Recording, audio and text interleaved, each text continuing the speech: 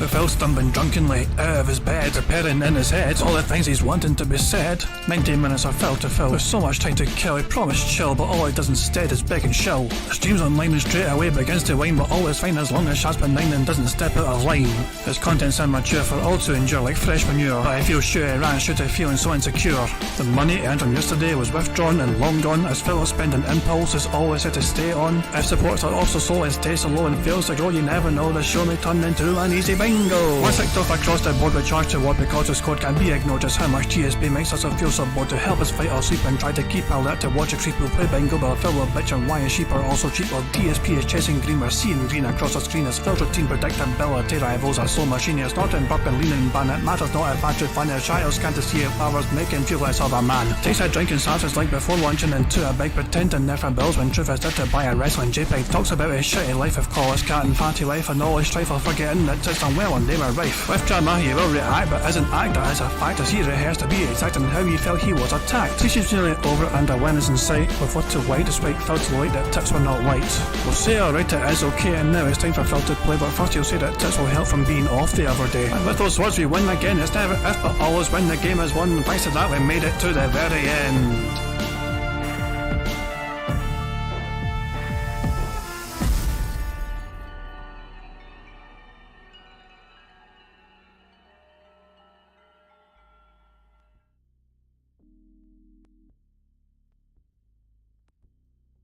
Hey guys, King Jad here. Welcome to DSP Bingo and what is today the 18th of October, Tuesday the 18th of October 2022. I hope you're all doing well, hope you've all enjoyed your day so far, however you spent it. For some of you it might be just starting of course, I mean time zones are a bastard and all that shit. And there's a couple of wee things just to quickly go over. So Keemstar responded to DSP, Forbidden Math made a video. If you've not seen Forbidden Math's video, I'm going to put the link in the chat right now. I know a couple of people have clipped it and talked about it, whatever, but his was the first version I saw, so I'm giving a shout out to the first version, the first detractor version I saw the video. Personally, I feel Keem didn't have much to say about it. He just kind of laughed about it for the most part, you know what I mean? But I felt even giving DSP attention, I mean, this is a victory for DSP. Make no mistake about it, because he needs Keemstar to talk about him. Why do you think Phil has been constantly trying to kind of poke at Keemstar in the last, several weeks, even though, Keemstar moved the fuck on, it seemed, and just forgot all about it. He's like, nah, DSP's like, I'm done with that guy, I fucking hate it. No, DSP was never going to be fucking done with the guy. Yeah, Ludwig World Order made a new video as well. I've not checked out Ludwig's new video yet, but Ludwig World Order has also got a video, and Train put a link in the chat as well, thank you very much, Train. Prophet says, Keem couldn't even give a straight answer to the question I asked. It doesn't surprise me, Keem straight answers doesn't seem to be fucking his forte, but it's one of those signs where he gave Phil exactly what he wanted and needed. You know, he put Phil on his wee fucking, he made him a talking point in his fucking show, so people are going to be talking about Phil. There might be a wee bit extra, a few eyes on Phil's stream today, you know, it's what what he needs, what he wants, it's what he lives on, it's what he thrives on. So yeah, boo Keem. Boo Keem. Yeah, bearded bastard. Anyway, that's enough of that.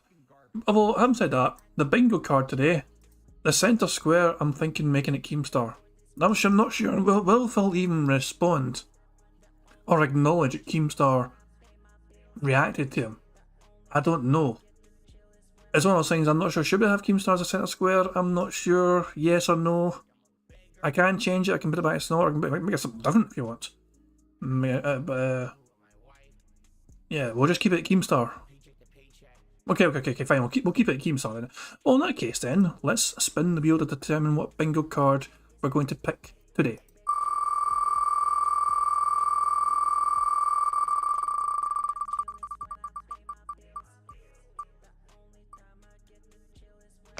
You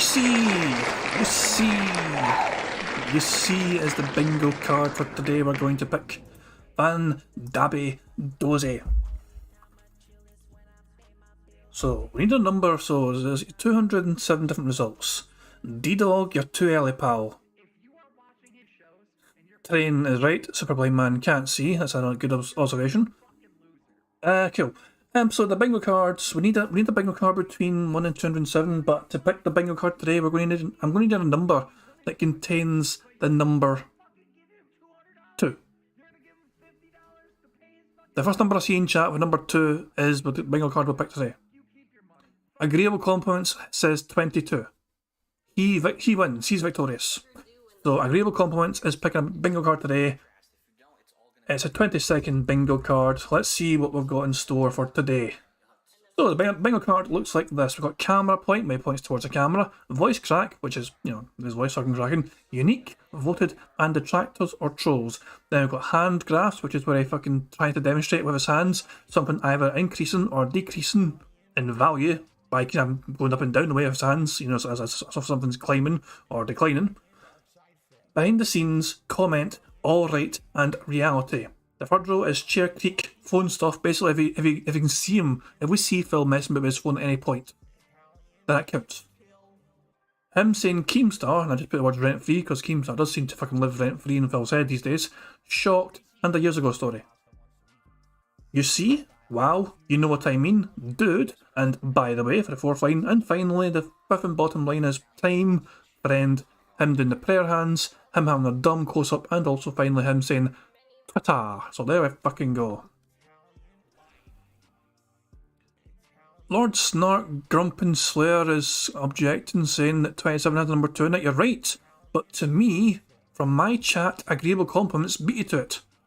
First was Agreeable Compliments with 22, second was Normal Freeball with 222, which was too high anyway, and third in my chat for just the comments coming through was yours, Lord Stark Grumpin Slayer, with 27. I can only base this off what I get, what I receive. You know what I mean?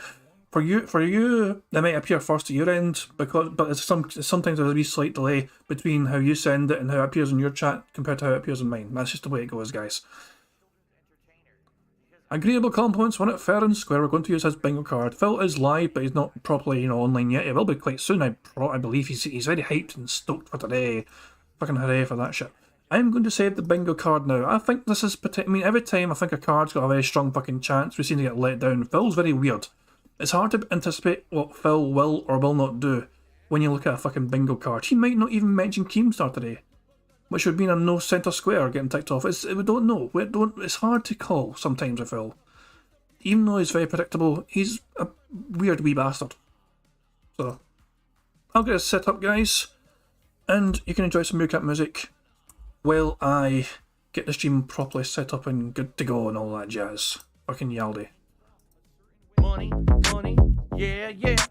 Money, money, oh, money, money, yeah, yeah. Money, money. Thank you very much, DDog1968 for a super chat. It says 43 gets a bum rap. Let's hear it for 43. See, the problem with that is, so DDog tried to beat everyone to the punch by putting the number 43 in before I even, asked for a number. This is what I'm saying. He didn't listen to the rules. The rules were, I was like, I'm going to just say a number, so nobody can just sneak a number in there before I even fucking ask for it. That's the way it goes. 43 is a good fucking number. Not as good as 47, but 43 is still a solid number. Hey, Agent Proper, how you doing, pal? Hope you're doing well. Anyway, I'm going to get the bingo all properly set up. And by the way, Phil's numbers have climbed. He's up to 493 now. So he is one potential emo cameo away from hitting his members goal if emo turns up between now and Sunday. So there you fucking go. All he needs to do is hit 6, even though he's going to lose 100 members on Sunday, if he still hits the goal between now and then, it'll count. So he's really praying for a little fucking miracle here. But thank you very much, D-Dog, for the super chat. I do appreciate it. Very kind of you. So, I need to cough. 2 seconds while I mute the microphone while I cough. Don't worry, I'm not like DSP. I won't leave it unmuted while I fucking just do all sorts of strange bodily function noises down the fucking microphone. 2 seconds, guys. Oh, fuck, man. That's annoying. Anyway. That's it. I'll get the bingo card all set up, guys, and you guys can enjoy some Meerkat music while we wait for Phil to start the show.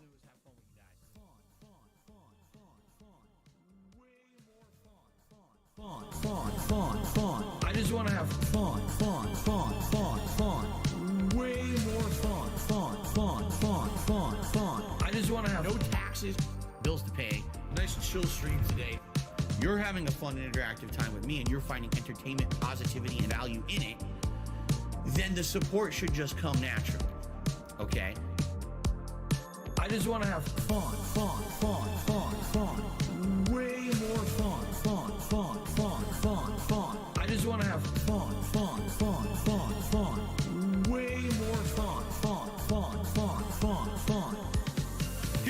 line, and I'm tired of it now. No more excuses, all right? Because the bottom line is people are like, Phil's not engaged in his commentary, and Phil's commentary is boring, and that's why people don't want to watch the playthroughs of the streams. Bullshit. I'm loving this game. I'm voice acting. I'm engaged. I'm commentating on everything that's going on actively. Bullshit. I call massive bullshit on any idiot who says that about either the Watch Dogs 2, which I've been playing recently and really liking, or Pokemon. It's bullshit. I call complete and utter bullshit on anyone who's saying that I'm not engaged and I sound like I'm bored. I'm not. So I've had enough excuses. It just seems to me like people are fucking lazy and don't want to come out to the streams. I don't even know what else to say, you know? Right now, for the next week, I'm literally strapped for cash. The only money I'll have is tips coming in on the streams. And that, by the way, I have to raise money to pay 2 big bills next week. All my utilities are due next week. So now in the next few days, I have to raise money to pay my utilities. And then, you know, see what I mean? Like, this is how it is for me. Yet these shitheads out there want to fucking fuck with me behind the scenes, ruin my all kinds of financial shit for me. Then on top of that, make stuff up to try to make me sound like a terrible person on the internet. To make money, I have to pay Ben bills. You know, I have to pay Ben bills. I have to pay Ben bills. I have to Pay my taxes, pay my back taxes. I have to pay my mortgage, pay my internet bill. I have to pay Ben bills. I have to pay Ben bills. Bitch. Pay Ben Taxes, I have to pay Ben bills. bitch. Day to day, tips to tips, to pay bills and things. Eventually things will get better. But kind of stuck right now with how things are. That's why I'm trying to To make money, I have to pay Ben bills. You know, I have to pay Ben bills. I have to pay Ben bills. I have to pay Ben taxes, bills. I have to pay Ben bills. I have to. if you want to sit here and you want to pretend like you're holier than thou, I'm better than those content creators, man. Because I have a job where I work 9 to 5 and I bust my ass at my job and I earn a paycheck, man. And then I come home. See, I'm not on the internet begging for money all day, man. See, I'm better than them, man. No, you're not any better. Everyone's the same. No one's better than anybody else. Get your ass out there and fucking work, bitch. You're right. You will take the ban. You're absolutely right. You will take the ban. You'll take the ban hard right in your fucking ass. Get the fuck out. You're supposed to be someone I trust, and you're gonna be a dickhead and go behind my back and hurt me and insult me. Get the fuck out. You'll take the ban real hard right up the finger. I'm just going to ban. Why am I toxic? Ban. Gone. Bitch. Fuck you and your mother. Fuck the trolls. Bitch. Fuck you and your mother. I'm just going to ban. Why am I toxic? Ban. Gone. Bitch. Fuck you and your mother. I'm just going to fuck you and your mother. That's right. This is the United States of Phil. I am the supreme being. I make the rules. What I say goes. This is my land. A nice lean-in manual. Now, just because I can, I'll issue a lean-in manual ban. Ban. Why am I toxic? Ban. Gone. Bitch. Fuck you and your mother. Fuck the trolls. Bitch. Now, just because I can, I'll issue a lean-in manual ban. Ban. Why am I toxic? Ban. Gone. Bitch. Fuck you and your mother. I'm just going to fuck you and your mother. Alright guys, how about this? How about everyone relax and let me play the fucking game and stop derailing my stream? Maybe I don't give a fuck that someone maybe in here who you're accusing of being someone else who was previously banned. Maybe I just want to play the game and I don't fucking care about you guys derailing. Like, there's people watching the stream right now, they're trying to watch me play the game. Here's everyone in the chat. There's someone in the chat who's someone else who might have been previously banned. They might be saying racist things to do that. Shut the fuck up. Shut the fuck up. I'm looking at the chat for the last 5 to 10 minutes. None of that is happening in the chat. None of it. It's just you guys screaming. Okay guys, we are about to go live. Phil's intro is beginning, which means that the show is about to begin. You guys know the job I know. Tag me in chat in case I miss anything on the bingo card. I am prone to missing things on the card because I am a dumb bastard. But I am only, you know, me. I'm there's a lot of things to keep an eye on, you know what I mean? It's hard to remember them all and keep track of them all. It's just the way it goes. Fingers crossed guys, I get 25 out of 25. So here we fucking go. Good fucking luck. And if I need to pause, I will pause. But let's go. Let's do this. Let's get a good wee win here.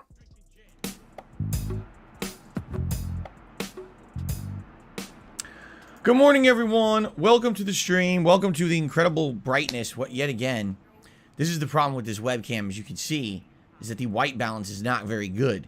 It just totally oversaturates. And there's not really anything I can do about that besides doing manual brightness adjustments. Even basically turning off the color correction filter that I have on it, I basically just become pink. Anyway, good morning, everyone. And welcome to the Level 1 Podcast. How are you? I hope you're doing well. And ladies...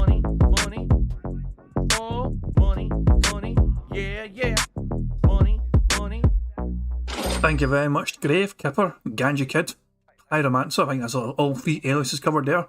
Right now he's known as Grave Kipper, used to be Ganja Kid, and I think before that it was Pyromancer. But anyway, thank you very much for super chat, and he says, let's go. Yeah, thank you very much for that. It's very kind of you and I. Let's fucking get it today. By the way, that look on Phil's. I don't understand why he's complaining about how he looks right now. I think this actually is the best he could look on a podcast. Why is he so upset? Because everything looks so... His hair actually looks like his fucking hair. Look, if you... I mean, how do you... On the night streams, it looks like he's wearing a wig or something because you can't actually see his hair with the webcam properly because the light's not that great. Compared to right now, look at his hair, you can actually see his hair quite clearly. You know what I mean? You can see the single strands of hair. It's actually a lot clearer, it's a lot better. Yeah, you can see a bald spot as well, exactly. But yeah, you get what I'm saying though. The quality is far better, and yet Phil was complaining and whining and bitching because he's, I'm too light or I'm too pink. You're naturally fucking pink, Phil. You're a gouty, pasty, pale, you know, very white person, but you're still pink underneath it usually because you are a Caucasian motherfucker. That's just the way it is.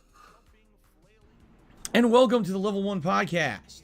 How are you? I hope you're doing well. And ladies and gentlemen, it is my pleasure to officially welcome all of you to the busy gaming season of 2022.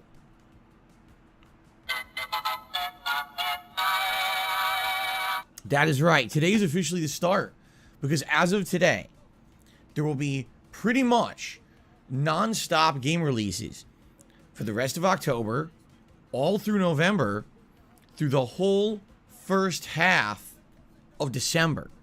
That's how crazy busy it's going to be with game releases for the next several months. And I just turned off the filter. I look even worse. I don't even know what to do about this. The camera basically is terrible for natural light, which is funny because for years and years, a decade really, I used the other webcam. And people always complained that it was too blurry. So now your sharpness, but now you can't see anything. Look, I lift up my hand and now it's better. What the frick? This is the problem with these auto-adjusting cameras. They're not very good. You see, this is why you really need a better webcam and a better setup. But anyway, welcome, my friends. Finally, today it begins. And I'm excited for this, obviously. We've been waiting for this for a very long time. You know, I was kind of hoping this was going to start about 2 weeks ago with the release of Overwatch 2, but we all know how that went, what a giant flop it was, not working and basically being the same game as Overwatch 1 regardless, and no one really cares about the game. It pretty much died really quick. Any hype that they had behind it, no one's really even talking about it anymore. If you actually look on social media and stuff, Overwatch 2 is a giant failure for Blizzard. No one cares about it, which is hilarious. Today, we begin with all the fun fall stuff. Some people call it Broketober because there's absolutely no way if you are a gamer who likes all the new releases that you could afford them all. For me, it's more like there's just not enough time, right? Like, there's literally just not enough time for me to be covering everything because there's so much going on. I had to make a big decision about what game I'm playing on Friday, which I did make the decision last night. It's going to be Gotham Knights. Now, don't worry. I'm going to fully explain my rationale behind choosing Gotham Knights for my schedule this week. I know there's going to be people that are upset that I'm not playing Mario plus Rabbids Sparks of Hope. I'm going to fully explain why. And don't worry, this is not a situation where I'm not necessarily going to play the other game. We're going to talk about this in a moment, so don't freak out. Okay? Don't freak out. I promise you, we will have a fully rational line of thought and reasoning here, and we'll get to it. All right. So I'm excited for this week. Today, the beginning of the big wave of new stuff, and of course, what I'm hoping is that today is going to be the beginning of a lot of increased interest on DSP Gaming, since every day I'll be playing new release stuff. You know what I mean? Like every single day, brand new stuff means new eyes on the channel, more people coming by, maybe subscribing, viewing, and supporting the channel if they can, and I really appreciate that. It's been a summer that's been a rough one, all right? Admittedly, it was rough to retain interest when there was no consensus on what new games were good or what new games should be played. My audience was very, very torn. I'm doing this because I feel like I have to sneeze. My audience was very, very torn on what I should be covering over the... Did he just squeeze in a by the way there very quickly? I can't even tell. Like I have to sneeze. Games should be played. My audience was very, very torn. I'm doing this because I feel like I have to sneeze. That sounds like a by the way, which he said extremely fucking fast. It's hard to fucking tell though. Bear with me, guys. I want to slow this down to see if we can tell if he said, by the way, extremely fucking fast. Just bear with me here, alright? New games should be played. Oh god, it might take a while. My audience was very, very torn. I'm doing this because I feel like I have to... You can't even tell with slow speed. You can't even it's so hard to tell. Like, normal speed. Played. My audience was very, very torn. I'm doing this because I feel like I have to sneeze. Should we count it? Should we count it, yes or no? The people think he actually tried to say, by the way, they're just saying it, he said in a fucking butchered way. Oh, Sven thinks he says, I'm doing this because... Wait, but before that, he kind of rushed, in one motion, he seemed to rush, by the way. Like, I'm not comfortable adding it. I don't think he said it. I think he meant to say it, but I don't think he even came close to fucking saying it, so I don't think we can count it. Okay, I'm done, mate, I'm done. My audience was very, very torn on what I should be covering over the summer. So for the most part, I just basically covered whatever I wanted. I played a lot of retro throwback games, like Final Fantasy VII or Saints Row 1, Uncharted 2. Remember we did that at the beginning of the summer. A lot of old school stuff. Because, quite frankly, with no agreement on what was worth playing, and a lot of the games that were popular over the summer were just the memeable style games that people talk about for 2 weeks and then you never hear about them ever again. So what's the point, right? A lot of knockoffs too, like a lot of Dark Souls-esque or From Software-esque spin-off games that, again, were popular for a few days and no one ever mentioned them ever again. Anyone remember Thymesia? No, me either. So, all that being said, I'm happy now that we're now at a time when there's so many big new releases coming out. It's kind of the opposite. Instead of saying, man, I just don't know what to play, now it's like, there's too much to play, and I have to pick and choose what to play, because I don't even have enough time to play it all. You see? So, it begins today. Today is Tuesday, the 18th of October, 2022. I welcome you all to the show. We have a good amount of stuff to talk about today, including the schedule, which I'm excited for. Also, a little bit of game news. Not too much, but a little bit of a follow-up game news. And then, of course, we're going to get into the meat of the new games, all right? So, I guess we should start with the schedule, because I know that's what you guys want to know what I'm doing now that I've made my determination. So, let's talk about that. So, today, the big premiere is A Plague Tale. I am fucking speeding this shit up. 1.25 speed. We are only behind by 3 minutes, so we probably will catch up. Requiem. Oops, sorry. The direct sequel to A Plague Tale: Innocence from 2-3 years ago. I keep forgetting how many years ago it was. But it was a shocker game. Like when it came out, not many people were expecting much from it. And it ended up being an amazingly visually gripping game. One of the most unique stories you've ever seen in a game. Dark and macabre storyline with supernatural overtones. Interesting puzzle-like gameplay. It was grim, but man, was it fun and different. It was just super good. I remember really enjoying the game so much more than I ever thought I would have. It blew me away how good the game was. Okay? And so now that we have a sequel, I'm all over it. The first game, I wasn't even sold on playing because, you know, everyone was saying, oh, it might be good, but no one was sure because it was from an indie studio. No one really knew to trust if it was going to be good or not. I didn't play it until a little bit later. I think it was like maybe a week and a half after it had come out. So many people were telling me, dude, you're missing out. So I finally checked it out and I was like, oh my God, this is so good. Obviously now, with the sequel, I want to play it like right away. I'm very pumped for this. I'm excited.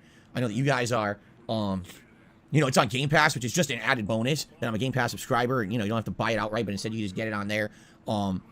Oh, you know, a few questions for me. Will the game be on the same level as the last one, or will it have sequelitis? Sequelitis means the sequel doesn't live up to the hype of the first game, or the you know, the quality or expectations of the first game.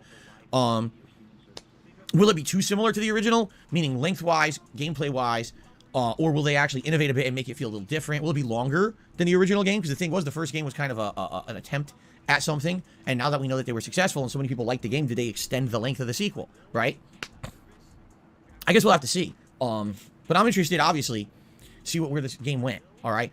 From what I'm going to understand, people are saying if you really rush through it, you could beat it in like 12 to 15 hours. But if you take your time and you're looking for side content and optional stuff, it could be 18 to 20 hours, okay?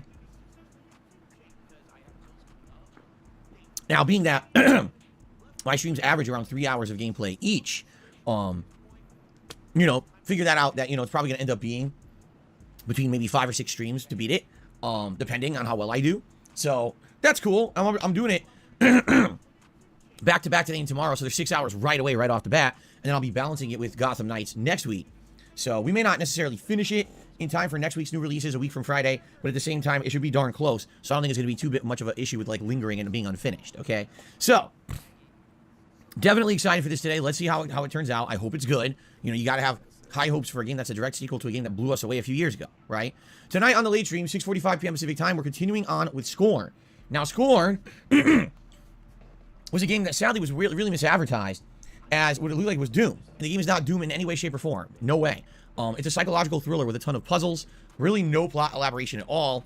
It kind of leaves you to your own devices to figure out what to do and where to go. I literally, after playing for almost 3 hours, just got a gun. And just as I was able to start using it, I ran out of time to play when enemies were coming at me. So, we're going to see tonight how it pans out now that there's a gun, you know? We had done a series of puzzles and everything, but weren't able to really take advantage of the end of the puzzle, you know, the puzzle plot line, because I ran out of time. So I hope the game autosaves somewhere good and I don't have to redo the entire area. That would really suck. Then again, there really wasn't much to it besides just running through at maximum speed. There wasn't, you know, I wasn't really doing anything complex. I was avoiding the enemies because I didn't have a gun yet. So, it shouldn't be too big of a deal, but I definitely want to continue on with that. You know, I started on Friday, and then what happened? Saturday, we had a horror-style React marathon. Sunday, I had to film videos for patrons. And then yesterday, I basically wanted to finish up the odds and ends. We finished Evil Within 1. So now, I can actually focus in, you know, on the new releases and not have a lingering playthrough like that, which is good. I'm glad I finished it yesterday. But obviously, it left a lot of people wanting more. They're like, man, you started on Friday. Why the hell didn't you keep playing it? You know, it's the new release, and now here you are 3 days later. You're finally playing it. What took so long? So, I apologize, but the good news is, there's no more lingering stuff. We can now, you know, head full force into all the new release content starting today, okay? Cool, right? By the way, look how terrible this camera is. Now, look at this. I raise my hand and auto-adjust the brightness, and now I look fine. So do I need a piece of white paper, like next to my face or something? This is ridiculous. Auto-adjust my ass. Auto-exposure. Yeah, it's hilarious. The old, over 10-year-old camera was better at this. Anyway, so that's today. All new release, horror-themed stuff. And I'm very excited for this, obviously. Now, tomorrow, we're doing Plague Tale again on the main stream. So today and tomorrow, between the two, we're going to have at least 6+ hours of Plague Tale within the first 2 days of release, which is great. It's a good way to start the playthrough, right? Tomorrow night is up in the air, and here's why. Okay? Number one, I don't know how long Scorn really is. Reports are that it's 5 to 6 hours long. Now, I didn't really get stuck on anything when I was playing it. A lot of people are saying they got stuck in the earlier puzzle parts of the game. Does that mean that I'm ahead of the curve in the time that it takes to complete the game? I don't know. Will I beat it around the 5-hour mark, or will it take me a full 6? I don't know. Okay, that's number one. Number two, In regards to Disney Dreamlight Valley, this is a game that I started playing last month. It's essentially Animal Crossing and The Sims combined with Disney characters. I feel it's way better than Animal Crossing. I've been playing this game about 1 to 2 times a week over the last month and a half. I've been having a ton of fun with it. I think it's a really chill game because it actually has a mainline plot of stuff that you're supposed to be doing in line with just it being kind of a chill sim game. Apparently, the first major update for the game is tomorrow. Although, even the game developers seem to be confused about when the game would update. They're like, our intention is to have an update in the morning, but we don't know when these networks will actually post the update. So some people may turn on their games tomorrow morning and get a big update for the game, and others might have to wait all day or to the day after. Like, it's unclear, okay? Now, here's the thing. The update is supposed to be The Lion King. The Lion King is my favorite animated film of all time. No surprises here. I've talked about this over the years. I really love The Lion King. So I would love to have Lion King characters implemented in the game. It would help that playthrough, I feel. The problem is, from what I was told, you don't get access to any of the Lion King content until you unlock a certain portion of the map. And I haven't unlocked that portion of the map. In fact, I just unlocked a different portion of the map. That's an area before that area. And now I'd have to save up a ton of the in-game Dreamlight currency in order to actually unlock the next part, which I think is called the Sunlit Plateau, and that's where the Lion King content takes place. So even if it's true, and even if this game updates tomorrow, there's no guarantee that I would even get access to the new content because I'm not there yet in the game. I might have to play several more sessions grinding this in-game currency to unlock that area. Okay? So that's disappointing, honestly. If there's going to be a DLC for the game, you should at least have some of the content available right from the get-go, and then maybe have other content locked for later gameplay. They're saying, no, you just literally have to be at this part of the game to even access the content at all. It'll be like it doesn't exist if you're not there yet. So, to me, I'm like, man, I would love to do Disney Dream. When did the fucking game come out? What was the release date for Disney Dreamlight Valley? It's been out for like a month or something, isn't it? At least, I feel. And he's only just now... Why? My fucking god. He's actually having a go at the game developers for releasing DLC. It's normal for DLC to cater towards even having completed a game already. That is a perfectly normal thing for most game developers to do. Oh, for fuck's sake, it's been out for a fucking month and Phil's not even fucking close to it. Oh, for stupid fucking moron, you got yourself to blame. You create your own fucking schedule, Phil. It's your own fucking point, you didn't play it more often. Dreamlight Valley tomorrow night. It would break up the week. It would add variety to the streams. But if you're telling me that I can't access the Lion King content and we haven't beaten Scorn yet, then maybe I just want to play Scorn again and finish it tomorrow night. So that way that playthrough is completed and then we can work on this kind of stuff next week. Okay? So Wednesday night's stream is a little up in the air. Let's see what happens with Scorn tonight. If I end up beating Scorn tonight, then we've already determined it's going to be Disney Dreamlight Valley tomorrow night. Okay? But if I don't, and it looks like I can beat Scorn within like another stream, then likely tomorrow will just be the same as today. Plague Tale on the first stream, Scorn, and hopefully its conclusion on the late stream. Okay? Fair enough. Thursday, I'm off from streaming. When I return on Friday, it's the premiere of Gotham Knights. All right? Now, this has been the lingering question for over a week. What game would I play this Friday? And we talked about it at length on these pre-streams and podcasts. What I'd like to do this morning is elaborate to all of you what my reasoning was and why I came up with this reasoning. Okay? So here's the deal. As I've already explained to all of you, this summer was not a great summer for games. It was a dead time for games. The entire season, I'm talking like 3.5 to 4 months, it was quite slow for games. While normally the last few years we've had at least one major release over the summer, we had really nothing of any consequence. A game like The Quarry that ended up being a dud, right? Anything that basically had potential to be something big and exciting kind of fizzled, so I ended up doing a lot of downtime stuff. Now, this was great for people who were regulars of the channel, people who were already subscribed, people who already are here to watch all the content. In fact, I took the opportunity to do a lot of react events. I reacted to my own Down the Rabbit Hole video. I reacted to the John and Howard video. I did the Rob Gavigan horror reaction event. We did the Keemstar React, marathon. We did a lot of reacting. Okay, a lot. I'm counting that. I count. She said Keemstar, and it didn't talk about what happened, but he actually mentioned Keemstar, so I'm counting that. And it turned out well in that regard, but that is for a set audience. I don't really feel that anything that happened over the summertime really grew DSP Gaming as a channel. And there's not much I can do about that when there's just simply put no new high-profile AAA games. undoubtedly, when you're running a gaming channel like this, it's going to be new games that are going to bring people to check out the channel. And if they're not out, I can't do much about that, okay? I'm not one of these guys who's an expert in one genre. A lot of other content creators focus in at times like the summer when there's nothing going on. Oh, I'll do a series of countdowns or the best or the worst of this or that. I don't do that. I'm someone who covers games and does podcasts, and now I've started doing react, a little different. I'm a different kind of content creator for sure. So, with all that being said, and now we're starting the busy gaming season where there are nonstop game releases, and I have to make intelligent, rational choices of what's best, not only for you guys, the viewers, but me as a gamer, but also me as someone who operates, a gaming channel, a business, okay? Here's my rationale.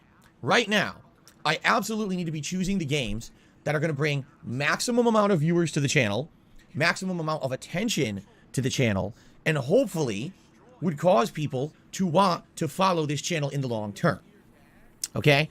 So, when you look at the two games that are coming out for Friday, one is Mario plus Rabbids Sparks of Hope, and one is Gotham Knights. Let's analyze each game.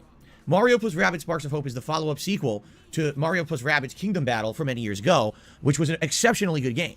It was way better than anyone thought it was going to be. The plot was funny and well written. The characters were kind of cool because they all were unique and interesting, and very unique portrayals of some of these characters that you wouldn't have expected in a Mario game, okay? The puzzles were actually ingenious and mind-bending, but at the same time, very fun to figure out. The game had just base-level gameplay content, but also fully optional content as well.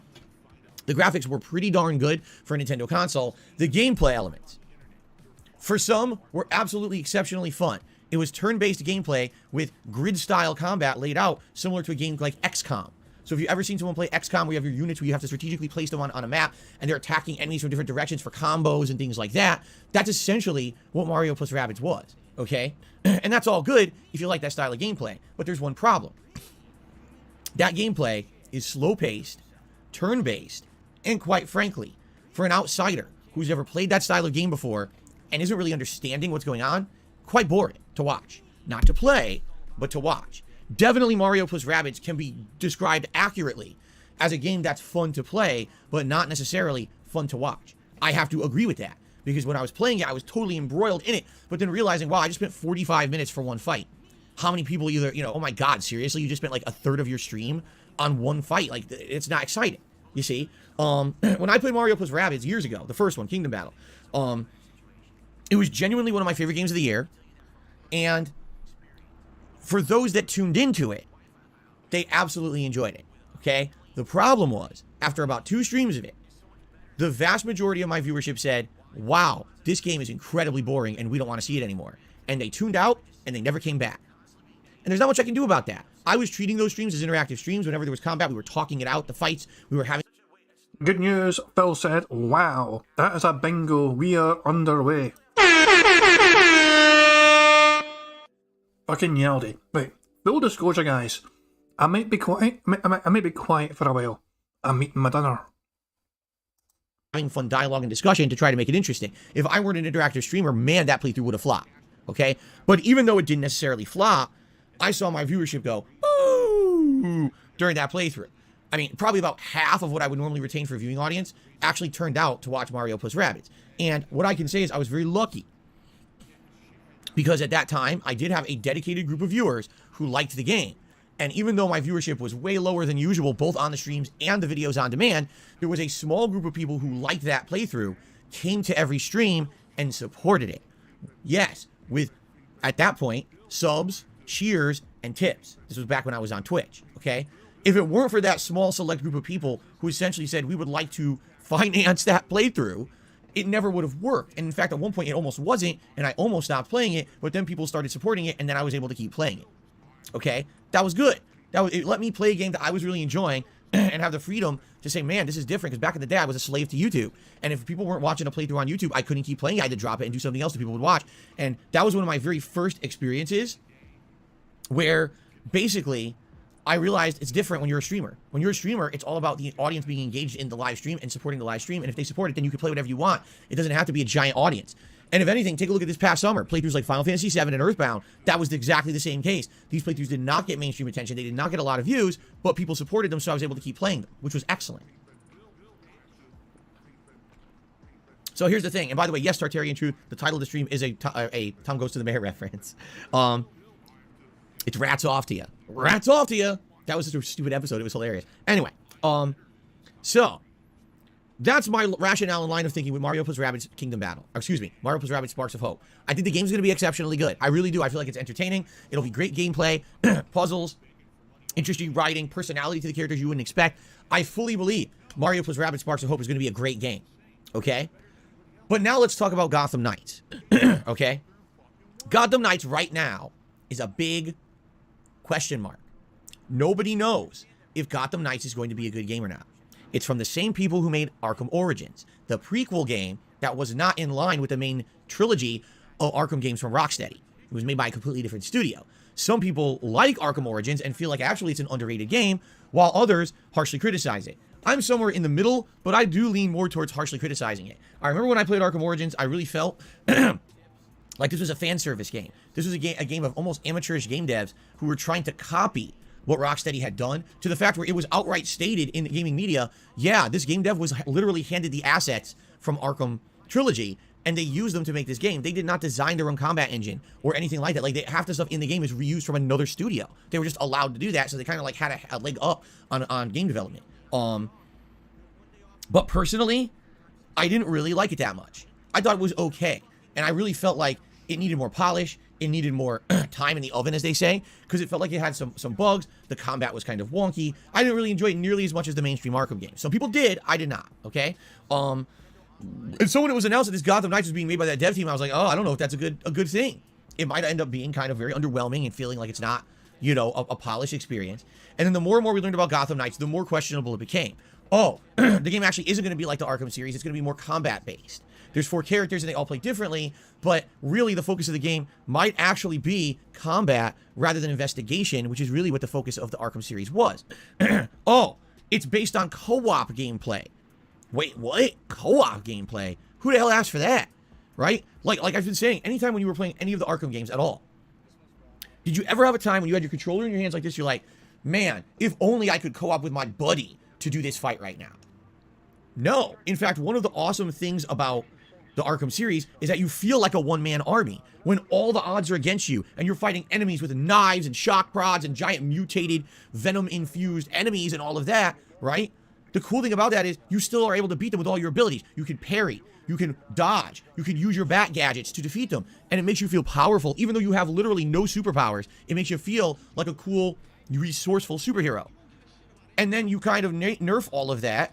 If all of a sudden 3 of your buddies show up to just beat the shit out of everyone with you, now it feels more like a side-scrolling beat-em-up than it does actually like a Batman game, right?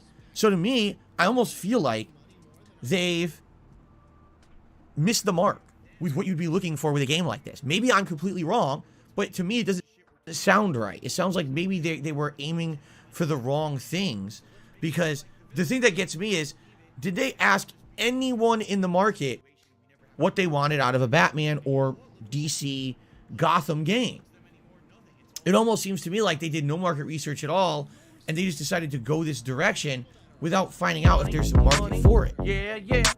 Money, money. Oh, money, money. Yeah, yeah.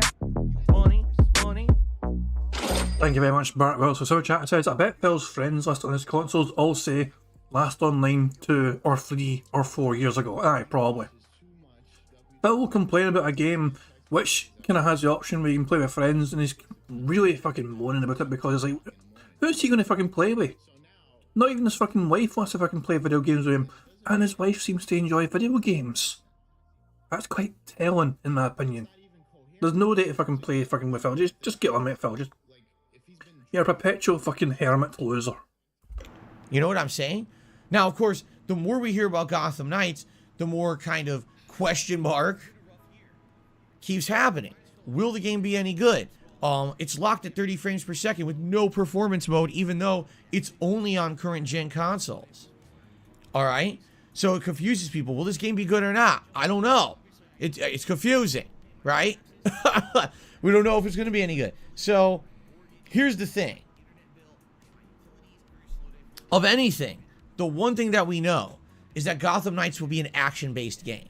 That's the one thing we do know. There's going to be a lot more action and combat-based and combat-oriented than the Arkham games were. So at least in that respect, you know it's going to be something that might be more entertaining to watch. Although, admittedly, I think it's gonna depend on how they implement the combat. Will it be incredibly grindy, repetitive, and boring, throwing endless amount of waves of repetitive enemies at you at every moment, or will they actually make it challenging and interesting and entertaining and fun and have variety? I don't know. No one's played it yet, so you can't answer that question, right? So here's the thing. Directly comparing the two games, I think if I play Gotham Knights, this is a game that everyone has so many questions about, they're going to want to watch me play it just for curiosity's sake. Now, I don't know if that's going to amount to people watching it in the long term, but I would at least say probably initially playing it the first few streams, people are going to be very interested in seeing, is the game any good? Is it exciting? Or is it actually just a joke? What is it, right? Just the last few days, people have been tuning into my streams and saying things like, I really hope Phil plays Gotham Knights because I'm skipping it at launch to see if it's any good. And Phil's one of the people I rely on to play a game like this and tell me what he thinks. And then I can judge for myself if this is something that I'm going to want to buy and play myself. But I want to see him play it first. Okay? So here's my rationale. If this were a different time of the year, I would likely play Mario plus Rabbids. Because I think it's the surefire bet that it's going to be an outstanding game. I think with Gotham Knights, we really do have a big question mark as to if it's going to be a good game. Is it going to have longevity or is it going to be repetitive, right? And I think that Mario plus Rabbids, when you compare it to, Gotham Knights, is a more surefire bet that the game's going to be good and entertaining and fun. Here's the problem, though. It's only entertaining to a certain audience. And I already know that that audience is small. This is not my full mainstream audience that's going to like Mario plus Rabbids because I've already played the first game years ago and the same thing happened where the viewership went boop. After 2 streams, no one was showing up anymore. And I had to very much lean on a small group of people to basically keep those streams alive through their support. Right now, what I feel like I need to be focusing on is bringing the maximum amount of attention and eyes to DSP Gaming as I can. This is a time of the year now that we're going to have so many new releases. I need to be covering the biggest ones, or at least the ones that I feel are going to be more entertaining for you guys if I play them. So when I pick and choose the games that I'm playing, let me give you my perspective. Mario plus Rabbids, New Tales from the Borderlands, or Gotham Knights. First of all, New Tales from the Borderlands is a narrative-based game. Right off the bat, I got to skip it for now. I know for a fact that narrative-based games can be fun to do, but have the least amount of eyes on them when I play them. Okay? Some exceptions to that rule. If I play a game from Quantic Dream, usually that does a little better. Okay? Then, comparing the 2 remaining games, I already have a track record with Mario plus Rabbids. I know what happens. Viewership will die after 1 stream. And it's just going to be the same as the last game, which I'm okay with, except that right now, I really am looking to boost attention on DSP Gaming. Why? Because this is the most important time of the year for a gaming channel. It absolutely, positively is. All right? I need to bring maximum viewership. Okay, if he fucking starts fucking pretending that ads, the money he gets from ads is important again, when he's openly confessed and admitted that the ad revenue he gets these days is fucking minuscule, even though it's an improved ad revenue. For the Christmas period, the ad revenue does improve a bit. But historically for Phil, it's never been that much fucking money. It's usually been quite a poor amount of money he gets back from it. In fact, we can tell. We can actually tell how much it is because we have a rough idea, but we can tell because the back leaks. The back leak information will tell us everything we need to know about the ad revenue. So let's go down to fucking YouTube. I'm on the wrong side. I'm on the wrong fucking side. I fucking should have picked on this side. 2 seconds. 2 seconds, guys. 2 seconds. Sort A to Z. Where are you, YouTube? There you are. So, backleaf information covering Clutch here. So, Phil's saying there that October is a big time for fucking YouTube payments to do better. Keep in mind, he was on Twitch at this point in time. This is his ad revenue. This is specifically solely ad revenue money he's looking at from YouTube here. And it's still not bad. It's like he gets, usually if it's not Christmas time, he gets, maybe between, roughly about $1,500. Where the Christmas kind of bonus, so you can see it kind of goes up. Look at this. It actually goes over 2k. Sometimes over 2.5k for a Christmas kind of rush. So no wonder he's so that's like an extra grand essentially, you know. So there you go. There's Phil. Even Phil has always dismissed the YouTube ad money he gets these days as fucking next to nothing. But the back leaks show that he usually does quite well with it anyway. You know, at least you know because he was streaming on Twitch until April of 2021. The back leak. This is information for back leaks from 2020. So this is not him streaming on YouTube. This is his YouTube pay solely on ad revenue. So, and also we're not counting Twitch. Twitch is a separate fucking thing altogether, which you see up here. He was on Twitch at a fucking time and he was getting like, you know, yeah, I mean look at that shit, we got 7 grand that fucking time on Twitch, 8 grand there. He was making bank. Absolutely fucking making bank. He fucking loves Christmas because it's usually the time of year where he gets most fucking money from his dent heads and YouTube as well. This is why he's fucking going to Phil pretending. I just love it when Phil pretends it's like next to nothing money wise, and you a couple of grand, between $1,500 and $2,000 a month on ad revenue alone on YouTube on a channel he gave up on. He had given up on YouTube at this point. Keep in mind, he is not trying to do anything on YouTube. It's an archive. YouTube is an archive at this fucking point. He was getting about $2 grand a fucking month for an archived YouTube channel. And Phil dismissed it as next to nothing. Just remember that. Maximum subs, maximum levels of support. Right now, if I can boost this channel's viewership numbers, ad revenue on YouTube is increasing. So if I can get more people watching, that's just with you know no real additional changing of anything I'm doing, I can actually get a boost in support and income just on ad revenue. And I missed out on this last year. To give you guys some perspective, last year I chose to play a series of games with the licensed music turned on, including Guardians of the Galaxy, Forza Horizon 5, and the GTA trilogy. And when I did that, I majorly shot myself in the foot. Even though I do feel those playthroughs were much better with the licensed music on, I made $0 on those videos on YouTube. And that was a time of year when normally I see a big increase in YouTube revenue, and I got nothing.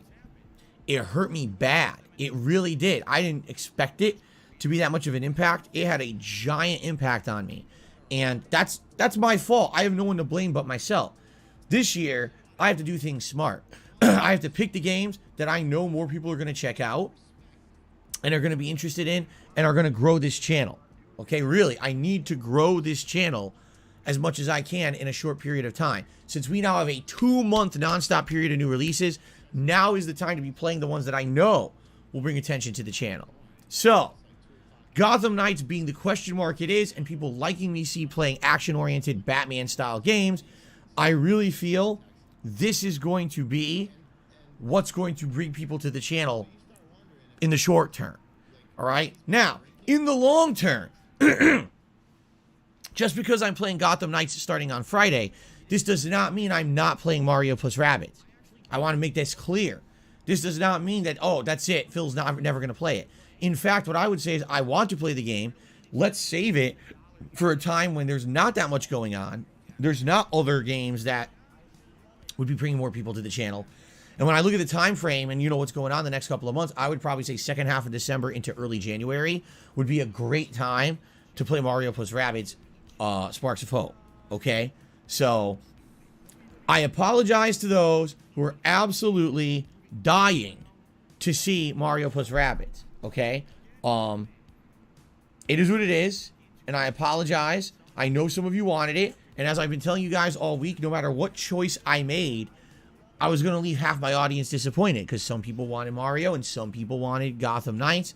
What I'm hoping is playing Gotham Knights will bring some more people to the streams and to the content. Now, again, don't be disappointed. I will be playing Mario plus Rabbids. Just, you have to wait. We have to get through this more busier gaming season, and that playthrough will happen. I promise you. It's just going to be later on. Okay? Fair enough? All right. So, continuing on with this line of reasoning, the same thing is going to happen at the end of the month. What games are coming out 1 week from Friday? The Resident Evil 8 DLC, well, that's a shoo-in. Resident Evil 8 was one of my more popular playthroughs of last year, one of my favorite games of the year. Of course, I'm going to play the DLC that features not only story, but also online multiplayer components. Call of Duty Modern Warfare 2. Duh. I haven't played a Call of Duty in a couple years. Last year's Vanguard was a huge flop. I didn't play it. I played the beta for Modern Warfare 2. Really enjoyed it. As did the viewers. And you guys seem pretty pumped to see me jump back into a competitive game like that. Plus, of course, the game has a campaign as well. No brainer that I'm going to play that one. Okay? Bayonetta 3. A game that hasn't had a game in the franchise for like 7 years. The last game wasn't even that good in my opinion. I didn't like it that much. A game that's now rife with controversy because the voice actress for Bayonetta has come out and said that she was going to be underpaid. So she didn't do the game and now she wants people to boycott it. Basically, it's just like, out of all the games, why in the holy hell would I be playing Bayonetta 3 at this point? It doesn't even, I already told you before the controversy even hit this week, I wasn't even interested in it. It just feels like they kind of ruined the entire franchise. You know, at one point over 10 years ago, this franchise was hot and had momentum. It was like, oh, it's the spiritual successor to Devil May Cry. And then they just kind of ran it right into the ground and ruined it. And it's funny because Bayonetta at one point was a very popular character. She was in Smash Brothers, right? Now, who the hell talks about Bayonetta anymore? It's like they single-handedly just ruined this thing by themselves. So there you have it. If I'm choosing what games to play, you know I'm going to be skipping Bayonetta, right? And then heading into November. Okay, continuing on with my line of rationale of what to cover. Sonic Frontiers, absolutely. Another Sonic game. This one looks, again, it's a question mark. It could be great. It could be terrible. We sadly had a lot of bad Sonic games recently. It'd be great to have a good one for a change. So obviously, I'm excited to check it out. God of War Ragnarok, of course. I'm going to be playing God of War Ragnarok. God of War was my game of the year 2018. Kat and I just finished watching a whole playthrough of the original God of War for 2018 to refresh our memories on the game. We just finished watching it last night. We saw the finale of it, and we're like, this is good. And we actually started looking stuff up about the lore of the characters and stuff to get ready for this playthrough in early November, okay? Among other things, there's other things going on in November too. The Devil in Me, new Pokemon game, Evil West, other thing, Goat Sim, although I don't think that one's as hype. But, do you see, these are good things, good variety for the channel for sure. And I'm absolutely excited for this variety of stuff, and I need to keep up with it, and I need to create variety for you guys that's going to bring people to the channel. The good news is I think it will, okay? I'm already seeing, play Street Fighter 6 a week ago, brought a lot of people to the channel who even subscribed. Sadly, there's no other Street Fighter 6 content right now. Eventually there will be, but right now there's nothing, so there's nothing I can do about that, right? These new releases hopefully will bring new eyes to the channel, continue on with all the new stuff for the next several weeks, and hopefully reinvigorate DSP gaming, get people back into the whole feeling of it's a new season, new games, new content, right? I really hope. So let's see what happens. But I'm feeling positive. I'm feeling pumped. I'm feeling happy about the situation. Hope you guys are too. I feel like kind of the summer drought is over. The fall weather has hit. It is incredibly cool outside right now. Within the next few days, we're supposed to get clouds and rain for like a week straight, which is exactly what we need from the fall. Everything's going to be nice around here for gaming. It's going to be perfect, ideal gaming conditions. So I'm very pumped for this stuff. Okay. Now, a couple housekeeping things. All right. Number one, members. Now is the time to really start focusing on this. We have less than 2 weeks left in the month. All right. We're going to have nonstop new releases, which is great. And this likely will boost member numbers. But we definitely need to be actively working on this now. And what I mean by it is, I know by the end of this month, we're going to lose a lot more members because there was a couple member bombs at the end of last month that allowed us to hit the member goal. And now if we don't hit this goal by the end of the month, we're basically not going to do anything special for November, which would be very disappointing, okay? My idea is something completely interesting and unique that I've never done before, me reacting to retro advertisements. It's going to be called DSP's Black Friday Adpocalypse, where we're going to do a new marathon on Black Friday. Money, yeah, yeah. Money, money. Oh, money, money, yeah, Thank you very much, Bart Wells, for super chat. It says, Phil, sell your channel to Google, Phil.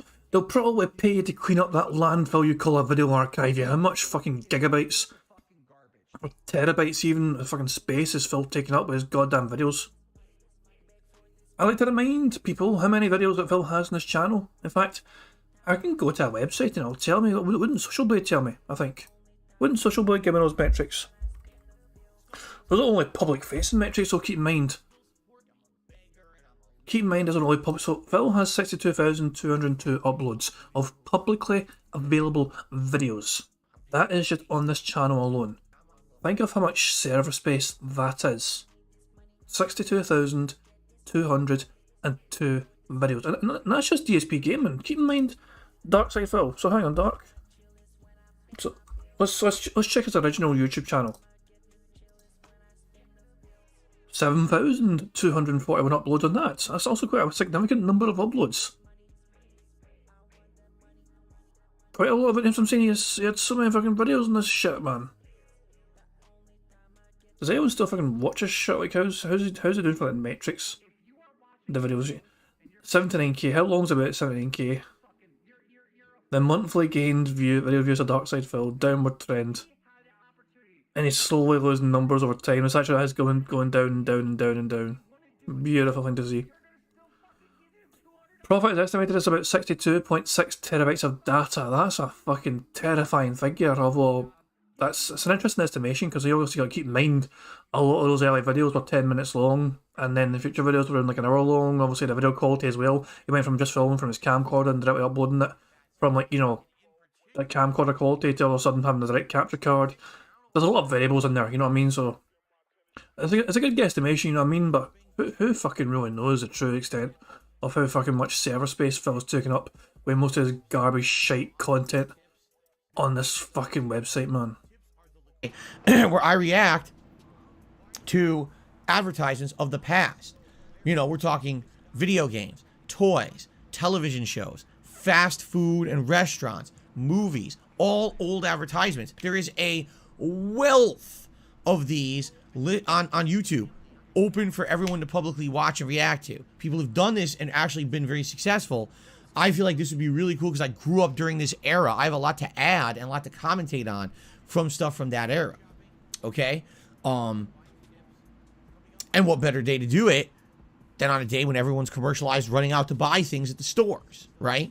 So, I'm very excited for this event, and in fact, like I told you guys, I'm actually way pumped to do this event. I feel like this is going to be one of the better ideas and events that I've done in a very long time.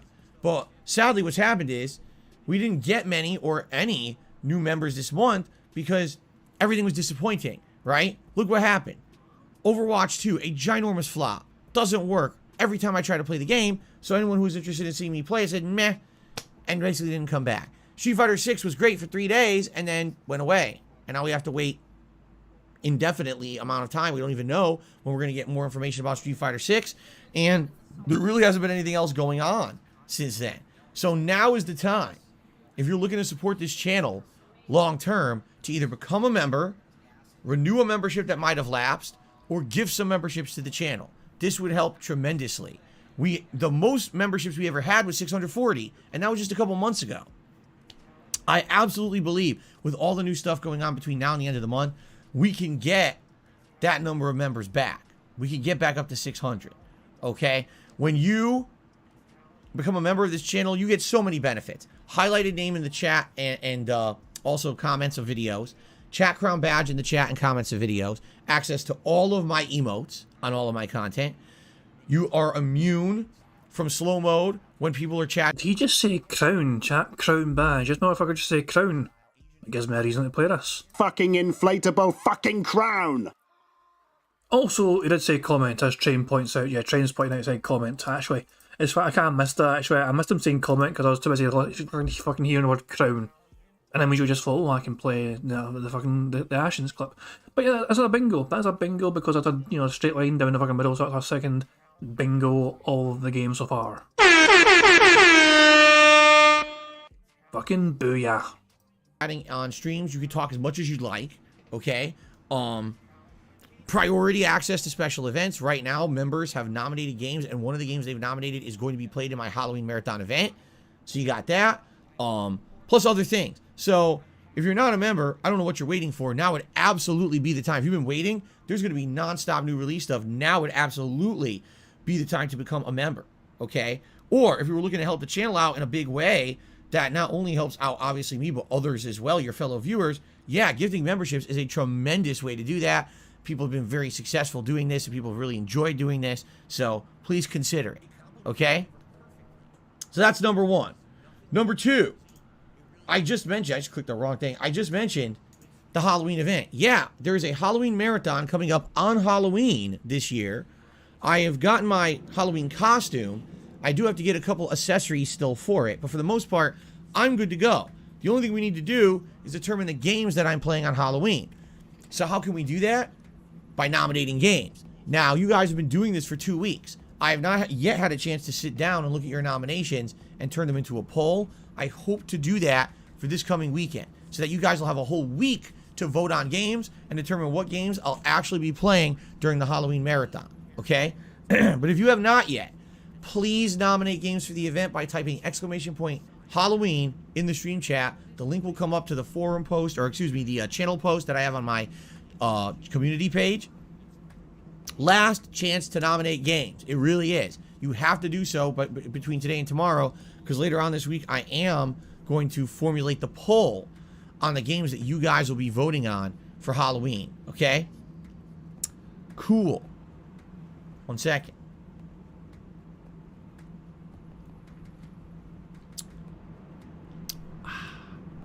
He says it doesn't work even though it just did. All right. Last but certainly not least. Yes, get on with it! Okay? And then we'll move on to like game news and the like. Right now, this week, all right, my day off is Thursday. The good news is you guys have been very supportive this week, and thank you for all that support on the streams. Now what I'm doing... Really? You're claiming they were very supportive? Because last night you were fucking complaining that they weren't supportive enough.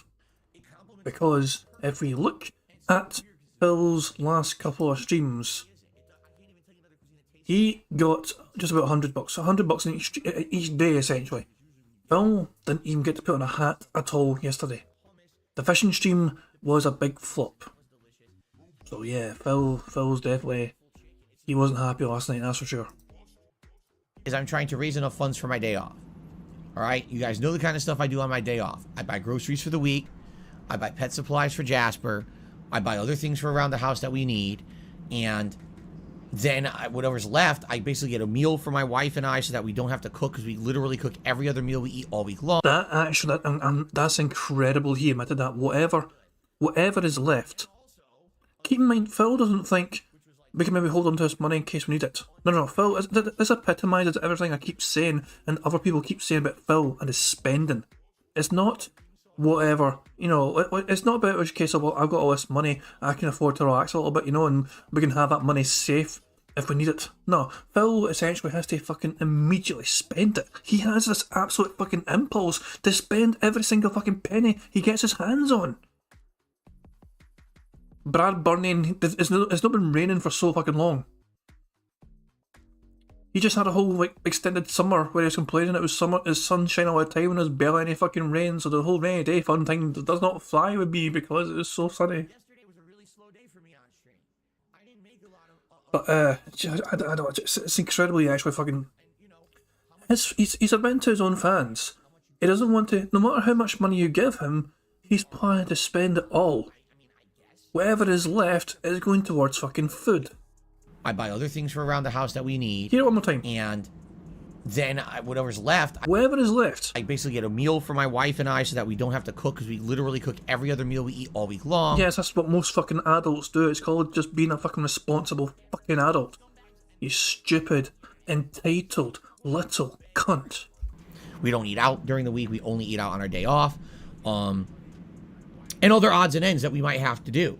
Like in particular, like I said, I need to buy a couple extra accessories for my Halloween costume because it's not done yet. Okay, So anything that you contribute to the streams right now, in particular with tips, is helping me for my day off. But in addition, I also need some extra support with affording all the games that are going to be coming out, because I need to buy Gotham Knights for Friday, and then the week after I need to buy the Resident Evil 8 DLC. I also need to buy Call of Duty Modern Warfare 2. The week after that, I need to buy 2 games. The week after that, I'm buying a game. The week after that, I'm buying 2 games. So right now, there's 2 key ways that you can help out the channel. The first would be to tip me. If you tip me today, thank you so very much in advance. This helps the channel more than anything else. If you tip $8 or more in one go, you can ask the Magic 8 Ball a question. All right, live. We'll do it live right on the stream for you. In fact, let's ask Magic 8 Ball, will I like A Plague Tale Requiem as much as I liked Innocence? Yes. It just says yes. That's it. Good. Cool. Thank you, 8 Ball. I appreciate that. All right. If we hit certain levels of funding of tips, you get rewards at $50, Gunner Glasses. At $100, you get to pick a silly hat for me to wear, being that today is now a cool fall day. All the hats are eligible. And the same thing with the vests. Fucking inflatable fucking crown. And the jerseys at the $150 tips level. If we hit that today, all of the vests and jerseys are eligible. Okay? All of them. So, please consider tipping to support the channel. This directly helps my day off on Thursday. Now, another way you can help out the channel would be by donating or gifting credits to the various gaming networks. Now, in the next week, the 3 games I need to buy are Gotham Knights, the Resident Evil 8 DLC, and Call of Duty Modern Warfare 2. For transparency purposes, I'm planning on playing Gotham Knights on the Xbox Series X, the Resident Evil 8 DLC on the PlayStation 5, and Call of Duty Modern Warfare 2 on the Xbox Series X. Why? Gotham Knights, obviously, is going to probably play equally on each console. In the case of Gotham Knights, I want surround sound. I want to be able to hear the enemies coming from different directions when I'm playing. I only get surround sound on the Xbox Series X. So that's why I'm playing it on there. Okay? Now Ronan says, this is pathetic. He's 40 years old and can't fucking afford to buy his own games. Correct, because I cannot stress this enough. It's not just a fucking saying, it's not just an insult when we call Phil Burnell a man-child. He is a literal man-child. He has never fucking grown up. He refuses to grow up. He tried to get a fucking job when he was fucking younger, hated it, did not like it whatsoever, and then he fucking went back to being a fucking child. He regressed back to fucking childhood fucking form, where he just sits in this fucking room all day, plays his fucking games, and just pretends like it's fucking, 20 years ago. When his last fucking semi-decent fucking Street Fighter, for example, that's the last time he was fucking actually relevant and actually properly enjoyed fucking gaming. Because he was actually generally, he was semi-decent at fucking Street Fighter. At least in that fucking particular version of it, because he fucking poured so much fucking time into it. Kid Flim is saying I've got a potty mouth. Yeah, I do. I must apologise for my occasional my occasional colourful language, you know what I mean? I do try and repress it sometimes, but it just sometimes fucking bursts out of me, you know what I'm saying? But yeah, it's Phil refuses to fucking just grow the fuck up. It's bizarre, and it's probably why so much of his fucking friendships fucking died. It's probably why Liana fucking wanted to fucking bail. It's probably why Kat's just probably fucking miserable as fuck in that place, doesn't want anything to do with his fucking content or appear on camera whatsoever. She just fucking wants to just sit in her fucking room all day, play Skyrim, eat potatoes, and that's essentially it. Oh, and yes, also you have Jasper for company, because apparently she'd rather have Jasper for company than Phil. It's just a fucking stupid little child who does not want to fucking grow the fuck up. Resident Evil 8 DLC, why am I playing it on the PS5? Because at the time when Resident Evil 8 came out, I only had a PS5, so I played the original game on PS5, so I have to buy the DLC for that console as well. So I'm locked in to playing the Resident Evil 8 DLC on... Yeah. Money. Oh, money. Yeah. Money. Thank you very much for propping for Super Chat. It says, if I can't afford games, I sail the high seas. Is that a reference to that pirate game? That's I think it's free to play. I can't remember what it's called. Shit, what is that fucking game called? I have a feeling it's a reference to that fucking game though. I think it's free to play, that game. Is it called the New World? Sea of Thieves. I thought you were talking about Sea of Thieves is a game I thought Prophet was talking about, and if that game is free to play, then I think it is anyway. Sea of Thieves, aye. Most people are saying Sea of Thieves. Okay, cool, aye, okay. I got the reference. If I got the name of the game, but I got the fucking reference, kind of like, yeah. That's Prophet. Okay, that was cheeky. Prophet actually didn't mean a game. He meant a certain application for acquiring games. I'll just leave it at that. Anyone else miss LimeWire by any chance? That's a very outdated reference. Never mind. But yeah, thank you very much, Prophet, for Super Chat. Personally, as I'm saying, I don't play games that much. As I said, I recently got myself Fallout 4 because I've always wanted to play it. I've never played it, and it was affordable. It was like £4 for me on Steam. Hell, The Sims 4 is apparently free on Steam right now. If people are interested in that, there's a fucking game for people if they've never played The Sims, a new Sims game. It's apparently fucking free. But this is what I'm saying though. Most adults budget within their reasonable capabilities. They don't fucking go into fucking debt or beg for money to fucking play video games for fun. It's so fucking weird. Agent Proper, give me a break. I was like fucking 12 or something at the time. I was young and stupid, you know. I didn't know what I was doing. But it is what it is, yeah. Money, yeah, yeah. Money, money. Oh, money, money. Yeah, yeah. Money, money. Thank you very much, D-Dog, for Super Chat. It says, you buy him Splatoon free. How did that go? Shit, man, he hated that fucking game. Fucking dumbass fan game, fucking credits for the fucking game, and Phil had to pretend he was enjoying himself for free streams. The game did well for him performance-wise. He tries to claim that the game did not really do that well for him performance-wise, but I would argue that it done just as well as the other kind of games he fucking claims to fucking like and play all the fucking time. He pretended to enjoy the game to save face, but he did not enjoy 1 second of that fucking game. Naruto Ronin says he has all his games, he quit, he can go back to play them, he doesn't need all these new games. Exactly. Teenage Mutant Ninja Turtles. He barely scratched the surface of that game. And that game's got like fucking 7 games in one or some fuck shit, it's just crazy. But as retro, apparently. If I can't play retro, there's all these new games to play and try and get people supporting the channel. Quick little reminder that the last 2 big membership bombs Phil had, they were for old games. One was Earthbound, one was Final Fantasy VII. It is not... Big membership bombs are not requiring new games. Yes, it will help you get eyes on the channel, but the last 2 membership bombs he had, they were for old fucking games. On PS5, I have to play it on there. Okay? Call of Duty Modern Warfare 2. Why am I playing this on Xbox Series X? Because I played both betas, one on PS5, one on Xbox Series X, after having directly compared the two. Number one, I felt this controller just felt better for competitive play because by the time that I was finishing a session, my hands weren't tired. Actually playing on the DualSense made my thumbs get kind of tired because of the way that there's resistance to those thumbs. Yeah. Money, money. Oh, money, money. Yeah. Money, money. Thank you very much, Bart Wells, for Super Chat. It says, how is he playing the new God of War? Isn't that a xenophobic Nordic nationalist game by his standards? Oh, fucking Phil, he loves to fucking... It depends what side he's on, I guess, you know what I mean? Like, if he's in favour of that fucking particular sort of, xenophobic stance, then maybe he's all for it. I don't know. It's bizarre. Phil is just so fucking contradictory all the fucking time with his logic and rationale. I'm fucking saying rationale now. I'm using the rationale in the right fucking context here. It's Phil's word of the day. Phil's calendar word of the day had to be rationale because he has used that about a dozen times so far today out of the fucking blue.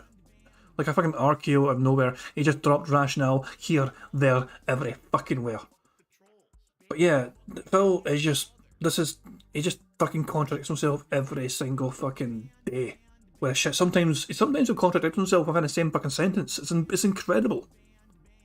Thumbsticks. You don't get that on this controller. These loose thumbsticks are a little bit more loose and easier to control, I feel. And I just liked the control better on this gamepad than on the DualSense. In addition, I got surround sound on my Xbox Series X. So because of those 2 factors, I'm going to be playing Modern Warfare 2 on the Xbox. So 2 games on the Xbox, one DLC on the PS5. So if you want to help out DSP Gaming right now, if you wanted to purchase some credits either for Xbox Live or for PlayStation Network, and email me at You're so fucking pathetic, Phil. You're so fucking pathetic. You're like some fucking bitch who has a pay-as-you-go phone who's like fucking trying to sweet talk somebody into fucking buying a top-up card and sending the code over. Hey, yeah, sure, I'll do all these things for you, pal. Just send us that code, and I'll start calling you right away. Fuck off. That's the thing Prophet's pointed out, it's not surround sound. Again, it's not fucking surround sound. Phil is coming across. He is fucking. He's like some sort of horrific male equivalent of like some kind of, titty streamer. Where is it fucking pleading, instead of using his fucking attractive looks, he's using his pathetic fucking needy nature to try and elicit funds from dentheads. It's like some sort of bizarre, it's like the complete antithesis of a titty streamer. It really is.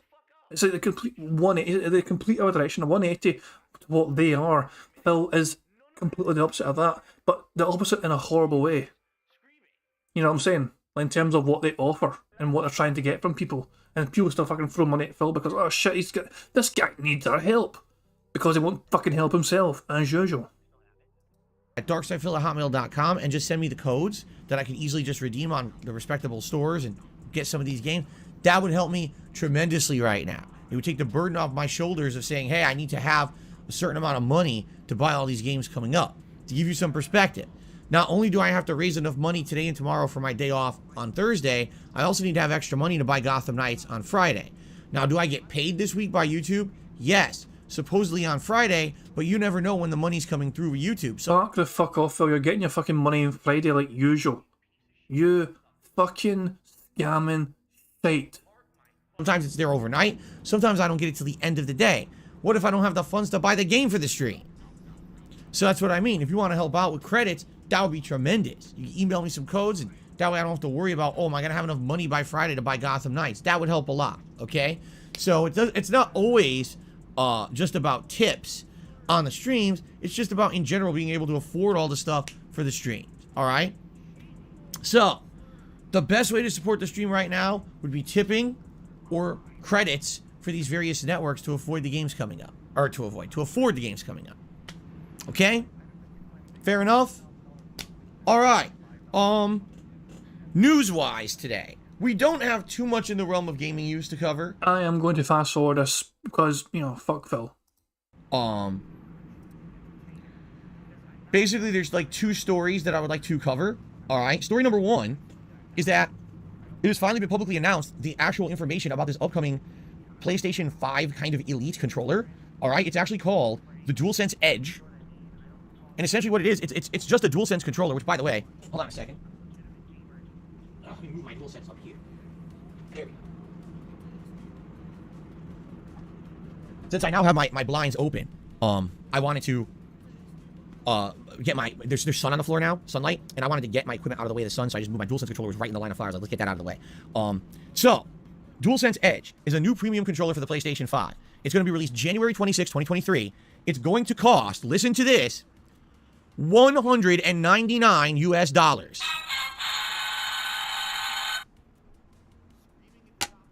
It's going to cost half the price of a PS5 console.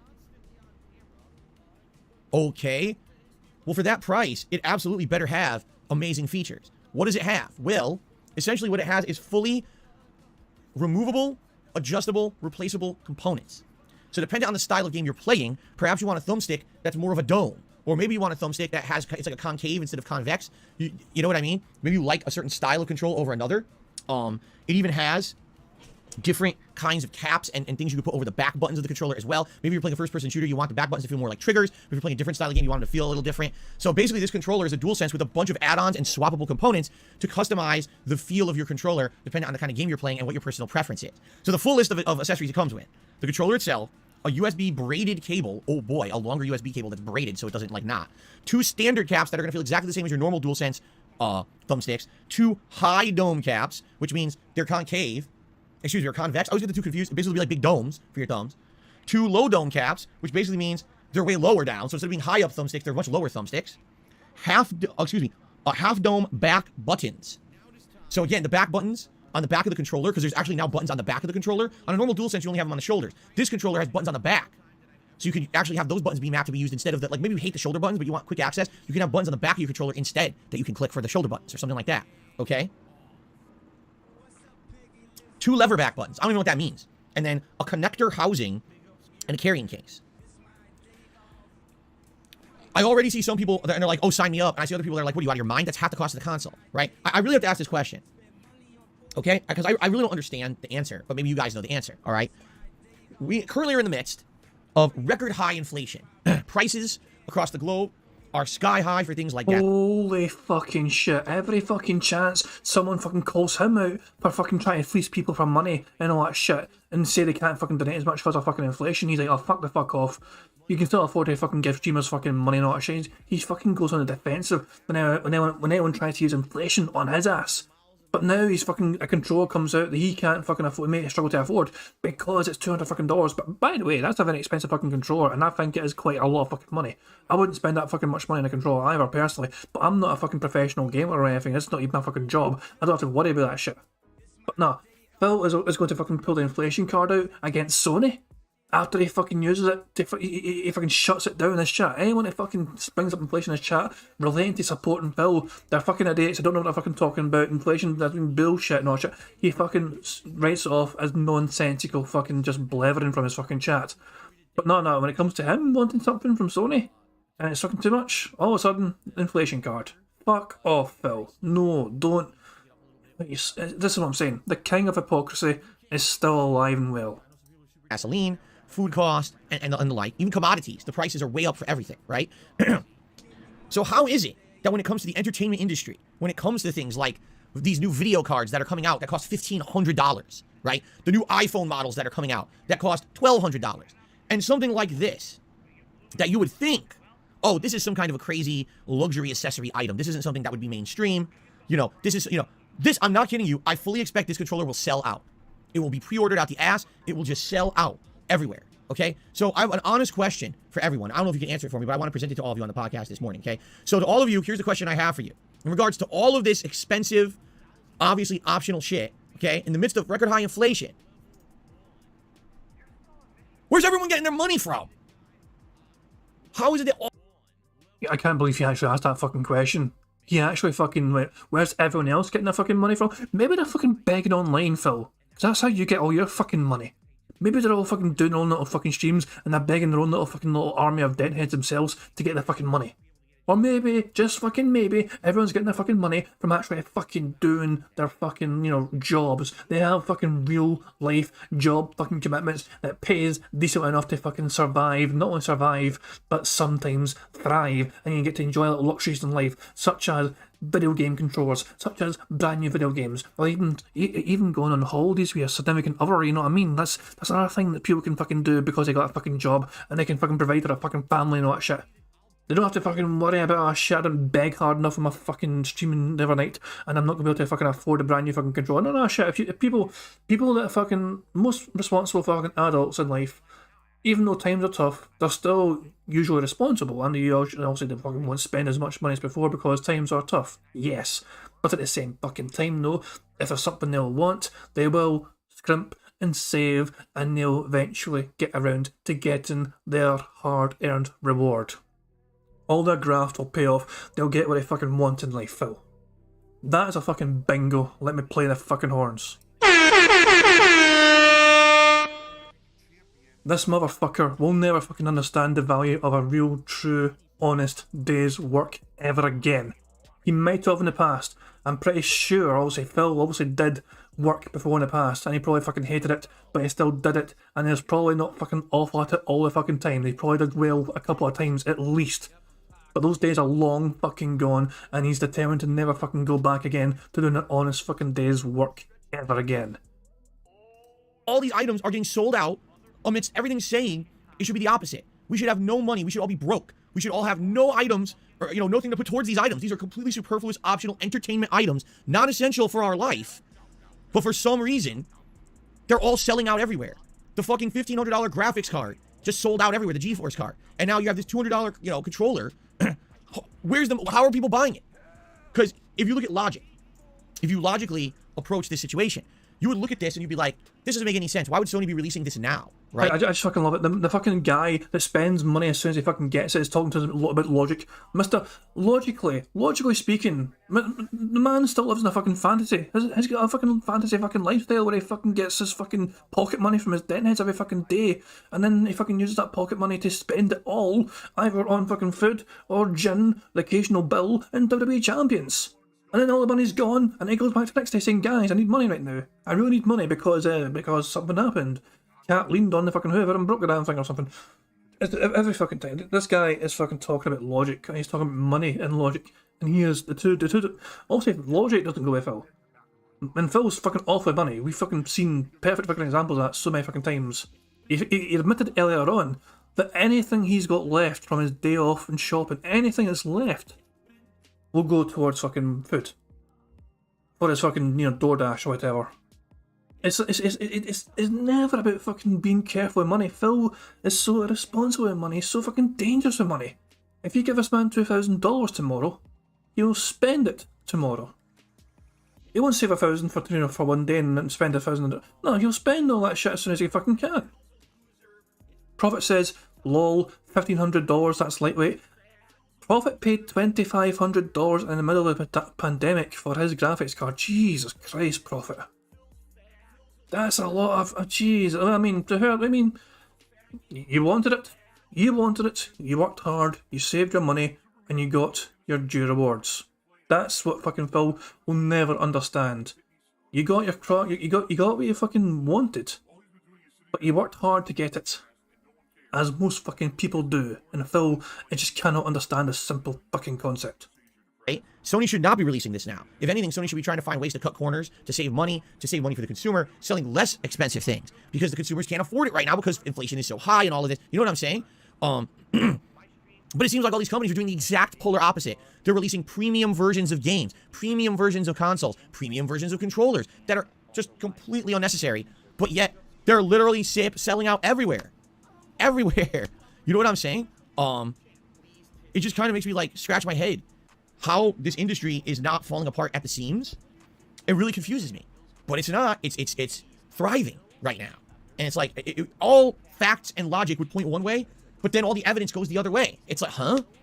So that's the thing. Like, look, it's a $200 controller, and you, as an outsider, you look at this, you're like, all right, maybe if you were rolling in dough, and you absolutely wanted the best gaming experience on your PS5, you would spend this. But how many people right now are rolling in dough? Most people are feeling the pinch. We're all having to cut back because of inflation. Who are these people who are sitting around rolling in money that can now drop $200 on a controller out of nowhere? Phil, please remind us all what you've done to cut back in the last 2 years.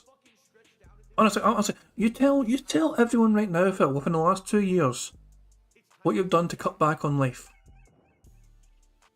You still have a meal out once a fucking week with your fucking dumbass wife. You still spend previously on WWE champions. You still drink occasionally. We fucking know that. You fucking turn up the streams, fucking slosh sometimes. Jesus Christ. Ever P saying people bought a lot of consoles and shit to help with coping with the stress of the pandemic, but he doesn't get that. Exactly. Also, Heather, keep making this. Obviously, not everyone. I think Phil sometimes forgets that other people have credit cards as well. People will have fucking good credit scores compared to Phil. Phil's thinking, where's the money coming from? Everyone's meant to be fucking poor. No, people will probably fucking just, use their fucking a combination of their savings, or alternatively, the credits. They have some credit as well, and they're in good credit. So they'll be like, I can afford this. I'll treat myself to this, and I can afford to pay it back because I work. I'm a responsible adult and all that shit. You know what I mean? And it's like they'll treat themselves to that one fucking thing or two fucking, and then that'll be it. And then they'll. But Phil though, he's like, I'm going to max out this credit card, then max out this credit card, then I'm going to use this credit card to max out that credit card, and then all of a sudden it fucking gets to $150,000 of fucking debt, and Phil's like, oh shit, I better fucking lie to the fucking government and get this fucking cleared up so the government can bail me out.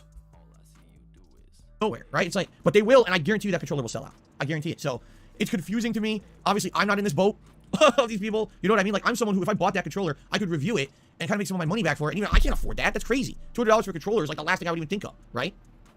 So, I don't know what else to say, but it's kind of weird. What I'm going to do, guys, I am going to drop the blinds. As much as I like the natural light, this sun has not gone away, and the camera is just going crazy, and I've had enough. So hold on a second. Quick question, guys. When he was talking about the price of fucking technology there earlier on, he's like, consoles are so fucking pricey and graphic cards are so fucking pricey. So, and all that ranting, he mentioned iPhones, and iPhones are so fucking pricey. do we count that as phone stuff if he's talking about iPhones? I don't think we should, but I just thought I'd run it by you guys. If we don't see the phone, I don't think we can count it, even though he fucking mentioned iPhones. But we didn't get to see his phone whatsoever, so I don't think we can count it, but I just thought I'd run it by you anyway. Hopefully we'll get some freaking clouds. Jesus, man, look how dark it got. The good news is it's nice and cool in here. It is absolutely nice and cool in this room. And by the way, it's gonna get brighter in a second as the light bulb starts to turn on. Yeah, it is cool. It's not hot anymore like it was in the summer, which is great because in the summer, oh my god, was it hot in here? It was like crazy hot. But now, Money, yeah, yeah. Money, money. Oh, money, money, yeah, yeah. Money, money. Thank you very much, Kyle Denson, for a super chat. It says, if you've got money, you need to give it to me. Pig explaining Phil. Yeah. Or pig explaining Phil, yeah, exactly. There you go. It's just incredible, man. Phil will just fucking, in one hand, he bitches and whines about, you know, the cost of everything, you know, that he wants in life because of inflation. On the other hand, he'll still expect to get the same fucking money as he usually would get from his fucking fans. He wants the fucking goals is still $50, $100, and $150. $100 is the absolute fucking minimum he expects per fucking stream, but in reality, he'd love $150 per fucking stream. That is a fucking. He said that top tier goal is not what he fucking needs, it's what he desires. $100, you know, is borderline. This man burns through $100 every day. That's basically, that's what you got to remember.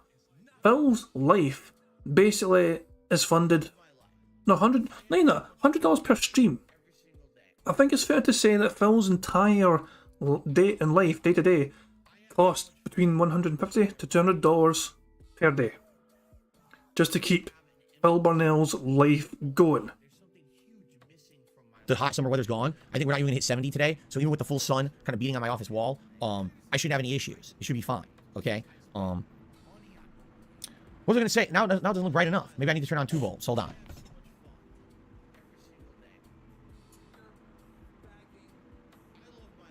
Excuse me.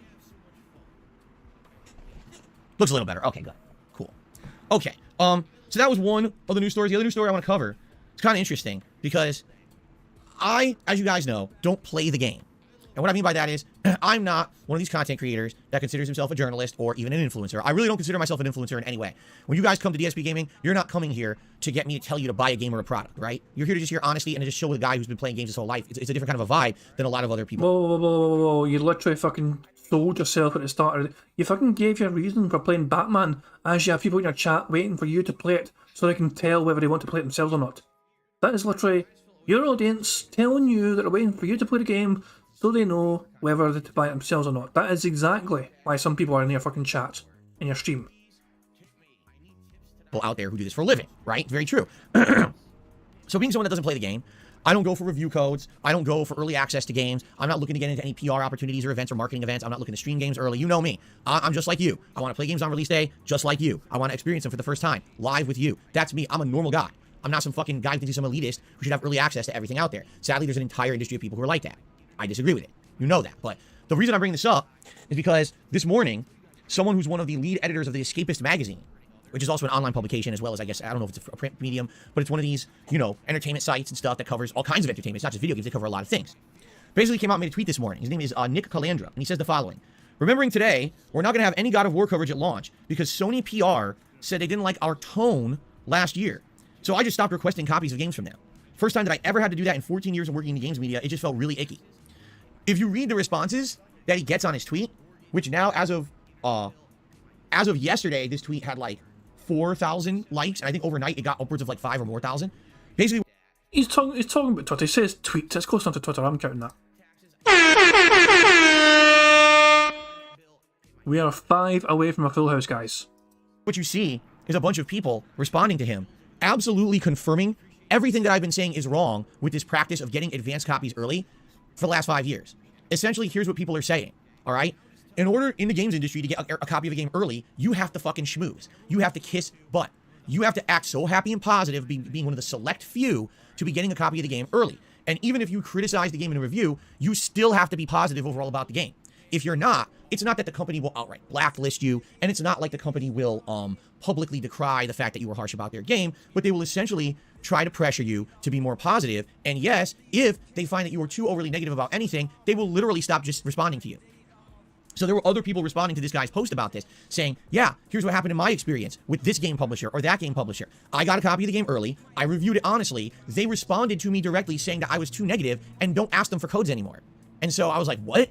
I thought the reason you gave me the code was to be honest. Now, it's funny because when I tell you guys about how this industry works, all right, I explain to you the reason why they... No, Phil, don't even fucking try and pretend you have any fucking inkling of any notion whatsoever how the industry works. You are a consumer of video games, you play video games, that is all you've ever fucking done in life. Don't fucking pretend you've been behind the scenes working in the video game industry or fucking journalism or some shit. You've been nowhere near those fucking things, so don't even pretend to understand how it fucking works. This fucking pause, by the way, man, looks like he's just fucking about to lean in someone. It looks like he's about to enjoy the satisfaction of a leaning ban right here, man. Give you something for free early is because they're expecting something in return. They're not doing it out of the kindness of their own fucking heart. They're doing it because they think they're going to get something positive out of it. And then if you're negative about the product they gave you, they're going to think twice about doing that again, okay? In general, is there anyone out there in the games industry, you know, media, content creators like me, is there anyone out there that's getting a direct paycheck from these companies to actually be positive about games? Yes, there are. But in order to legally stay in the right, they have to disclose that. So for example, if someone is playing a game early on stream and it's actually a paid advertisement, they have to say #ad. They have to disclose that in all of the data, the metadata of that stream or video. Legally, if they don't, they can actually be sued and go to jail because they're basically portraying something that looks like it's a legit opinion and experience, but it's really a paid advertisement. That's deception. That's fraud. That's illegal. Okay, Machinima, back in the day, got into a ton of problems with this when they had a campaign for the Xbox One where they paid content creators to advertise it positively, but didn't force any of them to say it was a paid ad. They got sued. Okay, but the vast majority of people who get copies early today are not that situation, all right? But even though they're not getting directly paid by the company, there is an implied understanding that if you do positive stuff towards this product that you're getting early for free, it's a kind of you scratch my back, I'll scratch yours mentality. Say nice things about what we sent you, next thing you know, you'll get more and more. And I hate to say this because I've seen content creators out there literally kiss the living shit out of a game's ass at first. And then all of a sudden, a couple months down the line, magically their opinion changes. Oh, wow, isn't that kind of a special coincidence that at launch you think every game is the best game ever made, but then all of a sudden a couple months later, now you're realistic? Or when they do like their end of the year reviews and things like best of the year, why is it this game whose ass you absolutely kissed earlier on this year isn't even in your top 10 best games of the year? Like, what the fuck is that, right? So, the reason I'm bringing this up is because some people still don't understand that this is how the industry works. Someone like Nick from Escapist has to be applauded and respected in the industry. This is a man who cares more about being an honest journalist than this. That is insanely commendable. And after reading this tweet, my respect for this guy went whoop through the roof. He doesn't even care if his business doesn't do as well because they can't get these codes for Sony. In fact, he outright said, I just stopped requesting them. It's not that Sony denied me the right to get their review codes. After they directly contacted me telling me that one of our reviews was too negative about a new game, I basically said, screw it, I'm not doing it ever again. I don't want to have that pressure on me from Sony acting like I have to say everything nice about their games when I'm trying to be honest. So I'm just not going to play that game anymore. Okay? That is absolutely amazing. You know, that I can't believe that the guy did that. I'm shocked because for every one Nick Calandra, there's 500 shills. I hate to say it. Why is it right now, right? So many people are going to get early copies. The next 2 months, this is the key time of the year for this. All the hot games are coming out. Everyone's going to get these early games, and magically everyone says every game is the best game they've ever fucking played. And you're going to see tweets, #ad. Again, some people are all about making that bag, right? Oh, just take the bag, make the bag. Fuck the bag. Take the bag and throw it in the fucking toilet and flush. Go burn the bag in your fucking fireplace. If you lose your integrity because you made money, in my eyes, that's... Money, yeah, money, oh, money, yeah, money. Thank you very much to Barrett Wells. So Super Chat, it says DSP. There's a quote from DSP. Talk about a game so that in 7 years, when a sequel game's dev cycle is done, you can cash in again. Pretty much, yeah. Fucking pretty much. That's essential, Phil. Phil... The thing is, though, Phil just doesn't have a fucking clue how these... games need to fucking advertise themselves. It's the way the fucking world is. And yes, if people are fucking willing to do this, and then fair enough. It's up to people can believe whatever the fuck they want. Whether it's an advertisement or not, Phil, people are entitled to fucking believe whatever the fuck they want. Look at you, Phil. Phil, you're a perfect fucking example of this. You fucking claim you don't fucking play WWE Champions. You claim you're not fucking blowing thousands of fucking dollars on this mobile game. We know better. We know you are. But your audience mainly choose not to believe it, even though we present fact and evidence and fucking from so many different sources. Your audience chooses to ignore that. Same with fucking advertisements, paid advertisements for fucking video games. People are entitled to fucking ignore that and ignore the content of that advertisement. If they don't want to, if they don't have to fucking trust what it says or whatever. They're not forced to fucking believe it. At the end of the day though, they're just fucking making money, like we knew. Oh, I say, well, not you, man. Jesus Christ, who wants to fucking advertise their product with Phil Burnell? God of War, we're going to sponsor him, remember. No, sorry, my mistake. Wait. World of Tanks, we're going to sponsor him before. And then fucking, they had to get fucking reminded who the fuck he was, and they fucking changed their mind. Just bear that in mind, that's what I'm saying. No fucking video game developer worth any salt whatsoever want anything to do with Phil Burnell. Only probably very small time indie developers might just fucking send Phil code, occasionally, play this fucking game, it's great, honest, please say nice things about it. It's probably, one man and his dog made this fucking game. It's like, yeah, fucking who cares. Phil does not get he's not even on the radar anymore for these kind of things, and it does burn them, you can tell. It burns the shit out of him. Incredibly dishonest, disrespectful, and I don't like you. I want nothing to do with you. And the sad fact is that that's the majority of the industry right now. Take a look at everyone in this gaming season will be taking that bag, #ad, or, oh, sorry, can't say anything negative, I'm under an NDA until next week. What the fuck is that? That's not journalism. That's not being honest with an audience. And by the way, that's not passion for your content. That's not. That's saying I care more about the money-making aspect and the business aspect of what I do than actually putting out something that I feel is transparent and meaningful for my audience. Phil, on this very stream, you said you have to fucking make sure you do what's best for your fucking business, and you need fucking people support more than anything else. You fucking made a decision to play a game which is best for your fucking business, even though you actually seem to prefer Mario more. Going by the tone of what Phil said earlier on, he actually sounded like he would have enjoyed playing Mario far fucking more than he would have fucking prepared over Batman. But he's choosing Batman because he thinks it's best for his business. So Phil is just basically, this is the same stream. This is the same stream right now. He said it earlier on that he fucking ignored passion. The passion he would have fucking, if it was up to passion, if it was a passion decision, Phil would have been playing Mario and Rabbids. Absolutely, for certainty. Even though he knows it's not great for his business because in the past the previous games struggled. But no. So he's fucking having a go a bit passion. If he fucking doubles down this shit, or says all these fucking guys are fucking just in it for the business and don't care about fucking games. He literally chose to fucking ignore a game he would have rather played for his business. The massively contradictory statements here, all in the same stream. That, in my opinion, is what is wrong with the gaming industry right now. There's so many content creators out there under the guise of them being some kind of an influencer, or, oh, I love sharing this with my audience, and they're literally just taking a paycheck to do and say what they're doing. They're not being genuine at all with anyone. Is that to be, we should respect that because they took that bag. What? Yeah. Money. Oh, money. Yeah. Money. Thank you very much, Mastodon and Pizza Slicer, for the super chat. It says Phil expresses more passion for his day off meal than any game he's played in the past 5 years. Precisely. Phil is incredibly passionate about food. Anytime Phil talks about food, he just fucking glows up and he gets get going. The language is so colourful and you can tell he's enthusiastic about food. The guy is genuinely passionate about talking about food. It's bizarre. It's incredible. And Storms is right, he says... Money. Yeah. Money. Oh, money. Yeah. Money. I was about to say that Slums says that taking a bag is much more respectable than constantly begging your audience for money. Slums is correct there.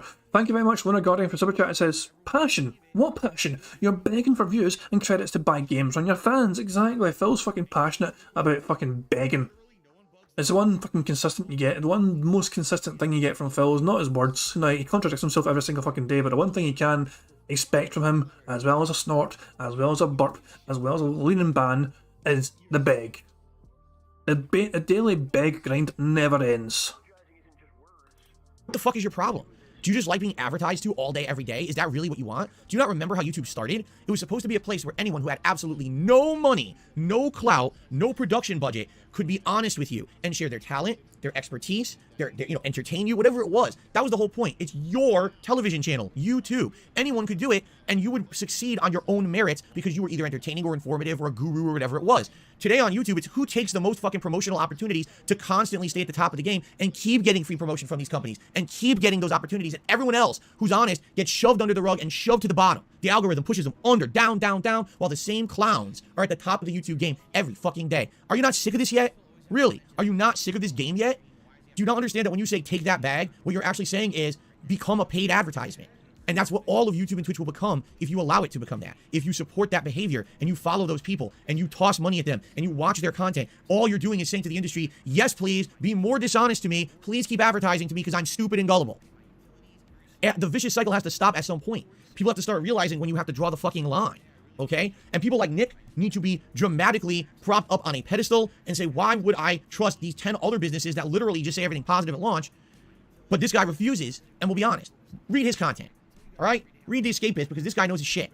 He's not a dick. He's not in it for the money. He's not in it for the fucking publicity. He's not in it to get an easy ride and making that bag. He's in it because he wants to be an honest guy, an honest journalist. That's this. Imagine if this guy gets contacted by some detractors. Hey, Phil's shouting you out and saying nice things about you, and the guy's like, oh, fuck that fuck DSP who's saying nice things about you. Oh shit, that guy's an arsehole. Phil's opinion will change just like that. I'm not saying, by the way, I don't encourage that kind of shit, you know what I mean? Don't do it. But if you, I mean, obviously people will fucking get in touch with this guy because and say to them, hey, Phil talked about you on his stream. Yeah. Prophet says it's just a jealousy segment. Someone should pretend to be a rep from Hori and email Phil about a sponsorship and watch him change. I mean, you would need to know the exact email address to try and mimic. Because Phil has... Remember, Phil did get emailed about him before. You can maybe compare the two. Phil did get one thing... Because that's what I'm saying, he did have one thing with Hori before in the past. And he was like, oh, I'll love to do it again. And I never got back to him and ghosted him. Now, Ronan says Phil's mother should have seriously swallowed. Yeah, I agree with you completely. Or she should have kept her fucking legs shut. But yeah, there you go. Fucking, it is what it is. This guy needs the attention, not everybody else out there. You understand? And the same thing goes for content creators. Enough with this mentality. Oh, they're just taking the bag. Yeah, so while they're millionaires, all right, and you're sitting at home, and you can't even afford the games that are out, but they're getting everything for free, making that bag because you keep watching their content, understand that they're rich for a reason. You. Because you're watching that shill shit constantly, every fucking day. And every time you watch it, and every time you promote it, and every time that you empower that, all you're saying is those people stay on top, and there's no more genuine content that gets any attention anywhere. This is an incredible amount of fucking jealousy. It really is. That's what's happened over the last 10 years, is everything's become this industry of paid advertisement and shilling, and no one's honest about shit anymore, and no one seems to care. Oh, they just took the bag, that's fine. What the fuck mentality is that? How dumb can you be? You're enabling horrible practices. It's just, it drives me nuts. It does. Sorry that I'm more critical of these people, and again, I've always been the guy. Was back in the day with the Street Fighter community, today with the YouTube and Twitch community, I've been the guy to say shit like this, and I'm always the one that gets yelled at and screamed, he's just bitter and he's this, that. Bitter. I enjoy what I do for a living.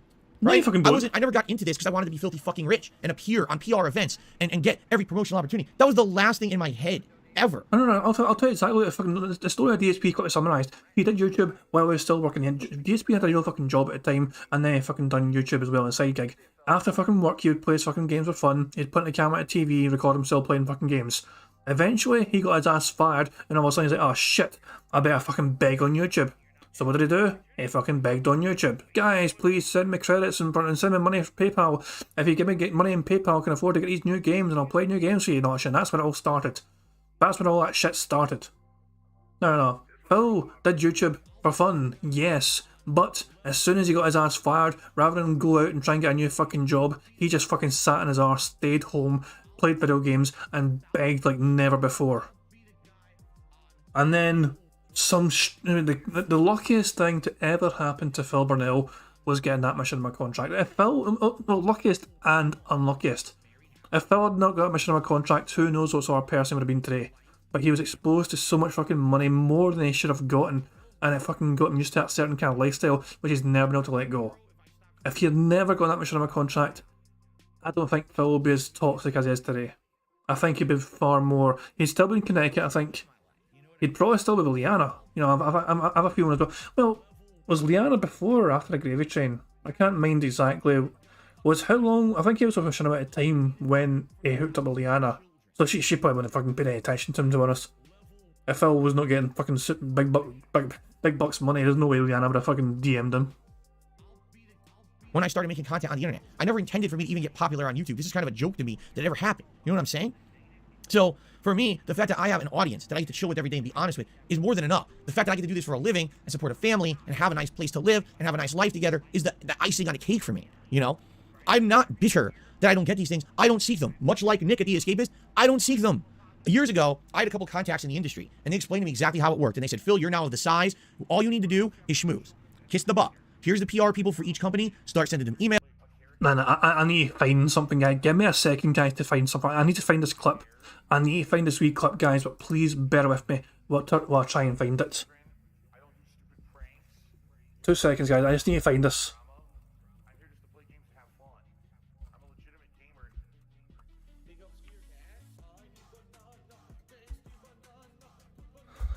2 seconds, guys. I just need to find this. Ah, that's it. I want to find like a briefer version of this shit, but it's 3 minutes. God damn it! Is there not a fucking wee just brief? Hang on, 2 seconds. 2 seconds. 2 seconds. 2 seconds, guys. I need to find this. Maybe I'll find it in this 2 seconds.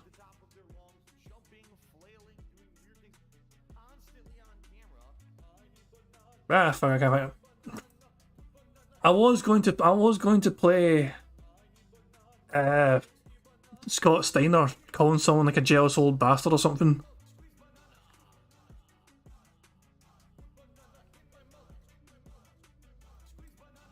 Maybe this, I don't know. Oh, no. 2 seconds. I want to find just a clip just to can I get a fucking transcript? I can't even get a transcript.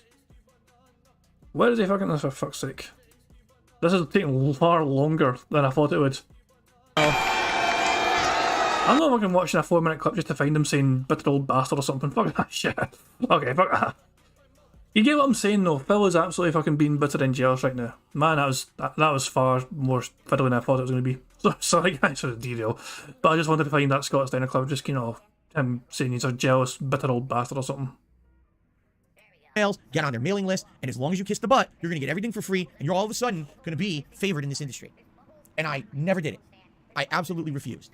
I was like, I don't want that. I want to be an honest, transparent person. All right? I want to be liked for the fact that people know they can trust me. Not that I get everything for free and I'm better than them. That really irks me. That there's people out there that literally are millionaires, but they get everything for free. How does that make sense exactly? You're already rich because you're a shill, and then you also get everything for free on top of it. You get every advantage as a content creator, right? There's actually people out there who I feel, sadly, have kind of fallen, how can I say? There's people who, like, they started off genuine. They started off like a real, genuine content creator. But as they became more popular and they got opportunity after opportunity, they've completely changed as people. And I'm not going to name any names. You might know someone like this who started off as one kind of a journalist or a content creator, but as they started to play the game, and they changed. And now, you know, at every opportunity, they take that bag. They're doing this promotion. They're doing that ad thing. They're doing this free thing just to make $1. And it's like, well, wait, how did we get here? I used to like your videos back when you were genuine and you were fun and you were interesting, and it wasn't just about making the paycheck. And now all you do is make the paycheck. Yet we're supposed to like pretend like everything's the same when it's really not, you know? So listen, obviously, in this case, in this story, I went off on a little bit of a tangent and a rant, but you gotta understand where I'm coming from. And I also just want to say, very much thank you guys, because you guys being so supportive of me and my content and my streams is the reason why I'm able to do what I love for a living and not play that game. Because if it wasn't, I'm serious, if it wasn't for you supporting me the way you do, right now I'd have to make a paid advertisement break to do Dollar Shave Club or a fucking electric toothbrush or, you know, fucking DoorDash or whatever it would be. I would have to do that. There's no way those motherfuckers would want anything to do. What are you going to fucking promote for Dollar Shave Club? You fucking got a horrible looking fucking face. Jesus Christ, man, what are you going to fucking do? What are you going to shave off, Phil?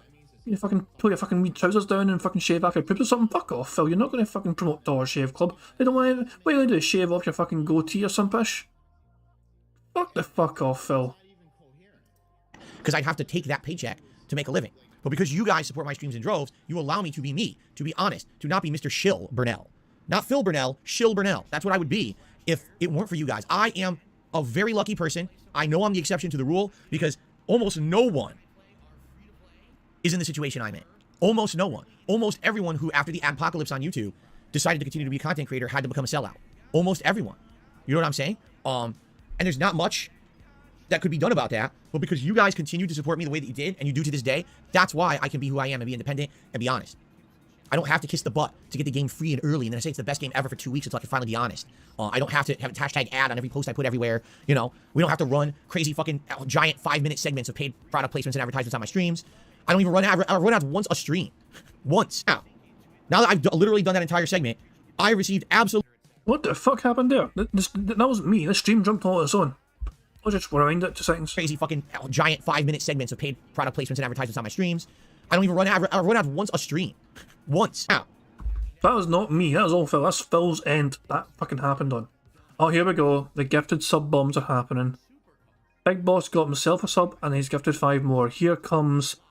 This could be the start of a sub bomb. Yeah, yeah. Money, money. Oh, money, money. Yeah, yeah. Money, money. Thank you, Black Mage. Super Chat says, I just woke up. Why is he talking about ball bags? Well, he's talking about grabbing that bag. You know, so he's basically jealous as fuck of these big time YouTubers who promote stuff all the time and they're rich and they're able to fucking do well for themselves and provide for their families. Phil's just having a fucking pity, woe is me copium segment. That's just the long and short of it. But it's quite obvious as fuck, you know, he's quite envious. And it's just him coming across as a jealous old bastard. That's it. Now that I've literally done that entire segment, I received absolutely no support on the stream so far today. Zero. Wow.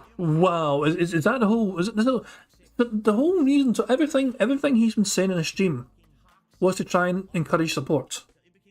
Not just the begging segments in general, but the you know, the intro, the schedule, you know, and the news stories, you know what I mean, and all that. All that was to try and elicit support, was it, Phil? So does that mean that he used Amaranth as a fucking tool to try and elicit support as well? After all that? Just saying. I didn't get a single super chat, a single super sticker, a single membership, or a single tip. So I go through that whole segment about being grateful, and I have nothing to shout out at all. Great.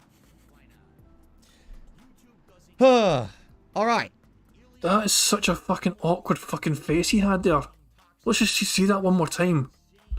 Zero. I didn't get a single super chat, a single super sticker, a single membership, or a single tip. So I go through that whole segment about being grateful, and I have nothing to shout out at all. Great. I mean, it's unbelievable, man. Sometimes, I mean, obviously, you guys know I fucking never shut up sometimes about how fucking generous you guys are with supporting me. But there is sometimes streams where nobody fucking, like, you know, sends anything, and I don't fucking mention that. I just, you know, it is what it is. I have a real job. I work from, you know, I work a 9 to 5 kind of job. I don't actually work 9 to 5, I work 8 to 4, but it sounds better when you say 9 to 5 because it's a common thing to say. You know what I'm saying, though. I have a real job. I work Mondays to Fridays, full-time hours, and that's my fucking main source of income. This is just a wee fun thing I do. So it's one of those things I don't have to fucking come on these streams and bingo, and it's not about trying to fucking make money. Well, money's nice, don't get me wrong, but it's not about the fucking money, it's about trying to fucking win bingo. So what is laughing at this fucking idiot on stream, fucking squirming in his fucking chair because nobody's fucking giving him the money he was begging for. It's fucking pointing at his fucking lies and his fucking fallacies and his contradictions. And it's just all about fucking trying to win a fucking game of bingo, getting 25 out of 25 so I can give back to you guys because you're so fucking generous with me. This is what I'm saying though, and Phil is like, I fucking tell you all this stuff and I'm trying to show him, I'm trying to give you guys all this fucking content and not one single person's giving me anything. Fucking woe is Phil. Alright. So I guess we need to advertise. Let's see, who should I advertise this morning? Let's take a look. Money, money. Yeah, yeah. Money, money. Oh, money, money. Yeah, yeah. Money, money. Thank you very much. Oh. Money, yeah, yeah. Money, money. Oh, money, money. Yeah, yeah. Money, money. First of all, thank you very much to Prophet for a super chat. It says, here you go, King Jad Shill. Thank you very much, Prophet. This stream sponsored by Prophet's Ass Cheeks. When you hear him clapping, you know he's excited. But yeah, so thank you very much, Prophet, for a super chat. And Barrett Wells as well, thank you very much for super chat, who says, I'm not going to lie to you guys, I'm so appreciative of everything you've done for me, but I don't have any money from saying how much you guys are awesome, for fuck's sake. Yeah, that's essentially it. Fucking, that's it in a fucking nutshell, Barrett Wells, that's essentially it. Spitfire's asking, is this phone stuff? I think he's doing laptop stuff right now. Who is it that I got some ads ad opportunities from recently. Let's look. Let's see. I can't see his phone, but I'll let you know if I do see it. Find one here. He's actually looking for Gotta go ads. through all my deleted emails. I thought he was. I genuinely thought he was fucking pretending about that. He's actually genuine on his phone looking for ads. I thought it was a fucking joke. And I thought it was actually not too bad a fucking joke to end that segment on. But he's actually legitimately on his fucking. Well, yeah, you know, I'm taking phone stuff. I'm taking it. He's definitely on his phone, looking at emails, checking for that shit. No, that's a double fucking bingo. He's on his fucking phone, looking for ads. Enjoy your sandwich, Heverpy. I'll find one. I know I had one in the last 24 hours. For a fact.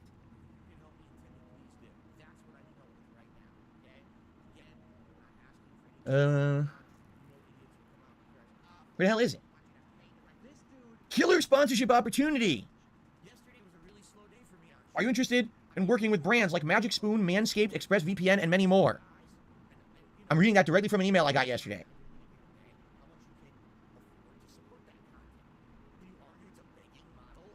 Let's see here. I apologize because I obviously wasn't planning on even looking at this and sifting through 500 deleted. Well, you're not fucking. If you're fucking sorry, you'd stop right fucking now, but you're still fucking on your fucking phone doing it. You could just fucking go on with a fucking stream. You got a brand new fucking game. You just fucking got into it. There's no contributions to read out, guys. But thank you very much for supporting the fucking stream, or for attending the stream and engaging in the stream and liking the stream, not shit for a brand new fucking game. I'm gonna have a quick piss break and then we'll start the game. He could have just went out like that. If he went out like that, that would have been okay, perfectly fucking acceptable and fine, all that shit, you know. But no, he has to fucking make it about himself, and it's like the woe is me pity segment, and here's me fucking looking for an ad to fucking chill because nobody fucking gave me tips or anything. Oh, Jesus fucking Christ, Phil. Emails and spam emails it doesn't work that well.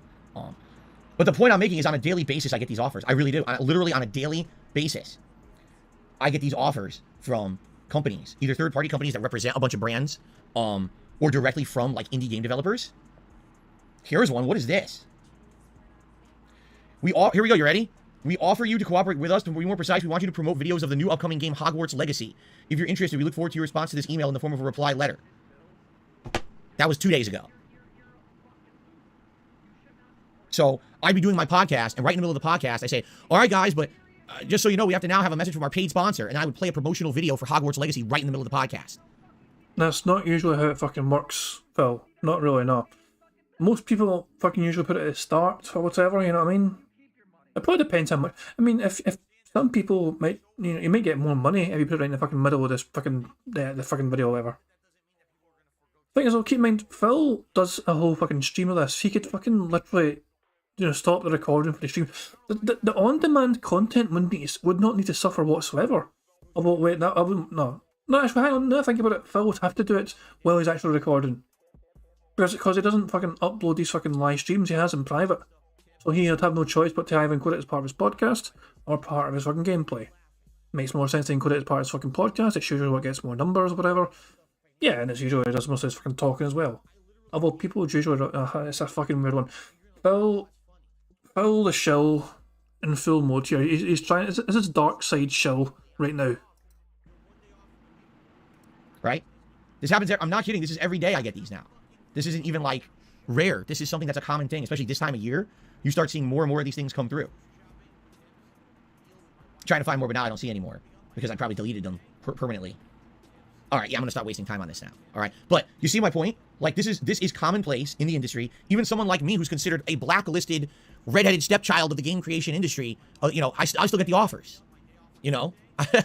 Prophet says he could do one at the beginning of the podcast, one after coming back from break, and one close to the end and make bank. He could very well do that, but he won't do it because, well, let's be honest. One, I don't think he would actually get a lot of money offered to him for doing that, and two, he doesn't want to. If he had done anything like that, he would come across as such a huge fucking hypocrite, more so than usual. Such a huge fucking hypocrite. I'm not doing it. I'm not doing it. This is not who I want to be. I'm not putting hashtag ad on my content. I'm not selling out. I'm not going to promote. I'm not doing it. You know, I want to be true to me and myself. You guys respect that. That's why you support my content the way you do, right? Let's be honest here. If every stream there was a paid advertiser, if every stream I had to constantly say, use referral code, blah, blah, blah, say it makes some money, use it, blah, blah, blah, and I constantly shoved this stuff down your throat. If every game I got for free, and I told you guys I can't even tell you what I think about the game for 2 weeks, right? Would you watch my content anymore? Be honest. Is that who I've been in the last 14 years, right? Or would that be such a departure and such a difference from who I am and what I stand for that would turn people off and they wouldn't want to watch my shit anymore, right? For me, personally, I wouldn't be able to go through with it. Like, I would actually not want to make content anymore. Legit. I would be like, nah, I just don't want to do it anymore.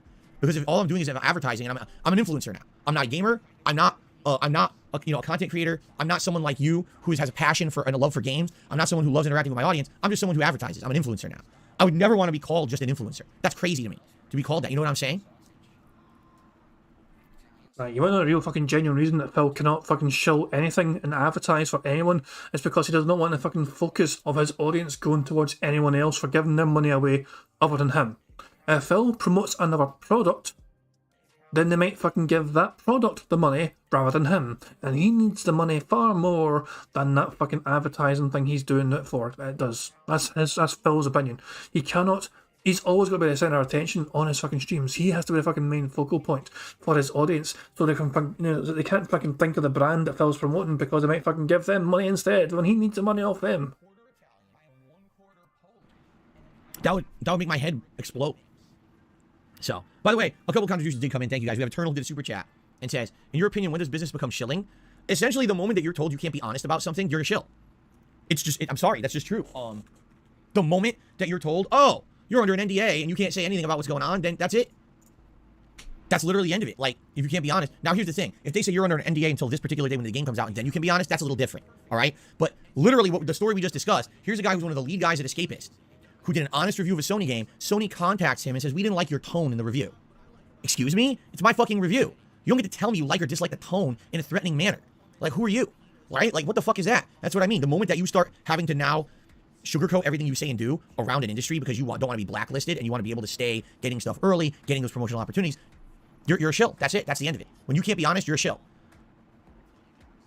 Elsky, re-upped his membership for 18 months. Is a good day. Have a good stream. Thank you, Elsky. Appreciate you re-upping your membership and supporting the channel. Okay?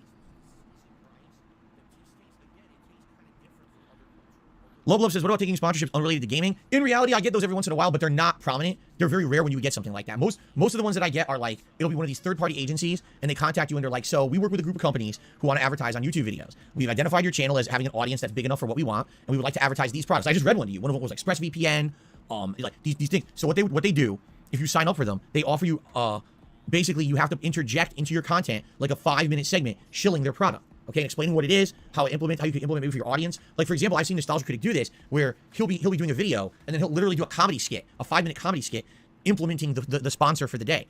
Angry Video Game Nerd does it too. What he does, because he's a movie buff, he'll advertise one of these VPN companies. He'll be like, so I'll give you an example. When you're on Netflix, here's what you see in America. But if you use this VPN and you say you're international, look what happens. All these other new pieces of movies and content open up to you because you're now on the international version of Netflix rather than the American. So this is how it can benefit you. So it's kind of interesting how they implement that shit, but it literally has nothing to do with the video you're watching. It's so intrusive to the video that it definitely dumbs down what you're watching and makes you feel like you're watching an advertisement rather than something entertaining. In particular, when you're watching a video that's already only 10 minutes long and then 3 minutes is an ad, that's not good, you see? Alexander, yes, and here's the difference. He says, you're already an influencer because didn't you say people are waiting to see you play Gotham Knights before they buy it? Yes, but here's the difference. Alexander, I'm actually glad you brought that up. Here's the difference between what I do and what we're describing in the industry today. Okay? What Darkside Phil does, he'll buy Gotham Knights, he'll play it at launch day, he'll be honest with the audience, being very positive about the things he likes, and... Well, what if you don't buy it though? It's not going to be your money, it's your fucking fans' money. You won't have fucking bought the game off your own fucking graft. It's your fans donating the fucking game to you, so you can't give a fucking genuine opinion about the game because it's not you fucking invested in it, it's your fucking fans invested in it for you. So your opinion already is fucking, invalid because you didn't spend a dime on that. And Phil's logic in the past is you can't fucking give a true opinion of a fucking game if you didn't buy it yourself. He's had that opinion in the past before. I just want to fucking make it perfectly fucking clear. So using Phil logic here, you cannot give a fucking true, genuine opinion of a fucking game if you don't actually buy it with your own hard-earned money. Very negative about the things he doesn't like. Because I'm honest on release day, you get an honest opinion of what that game is that you can now take and decide for yourself. What this industry wants you to do is get the copy of the game early and only kiss its butt for 2 weeks. You can only say positive things about the game for 2 weeks. Not until the game is already fully released can you then actually be honest and put out a real review and criticize the game. That's the difference. Am I an influencer? Yes, but I'm an honest influencer because I don't answer to anyone. There's no NDA. There's no expectation of me saying something positive so I can continue to get something in return. Instead, because I'm just like you and I'm buying those games at launch and I'm playing them at the same time as you, there's no opportunity of anything extra. I can be 100% transparent with you. So am I an influencer? Yes, but there's a difference between an influencer like they're doing and an influencer like I am. I wouldn't consider myself a full-time influencer because there's no way I am. I don't make a living being an influencer. I don't. So many people do. So many people 100% do that. Their whole life is being a fucking influencer where all they do is paid to shill.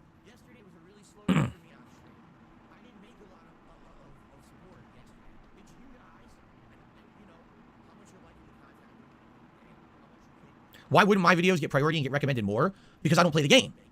It's an industry that goes hand in hand with each other. If you play the game and you're positive about everything, and then you have paid advertisements and shill content, it hits the algorithm. Why? Because that's what YouTube wants. Why? Because the more companies get promotion on YouTube, the more advertisements hit YouTube, and the more promotional opportunities are available for YouTube. It all goes hand in hand. It's all about big business and money. It's not about the quality of the content on the site. It's about the money the site generates.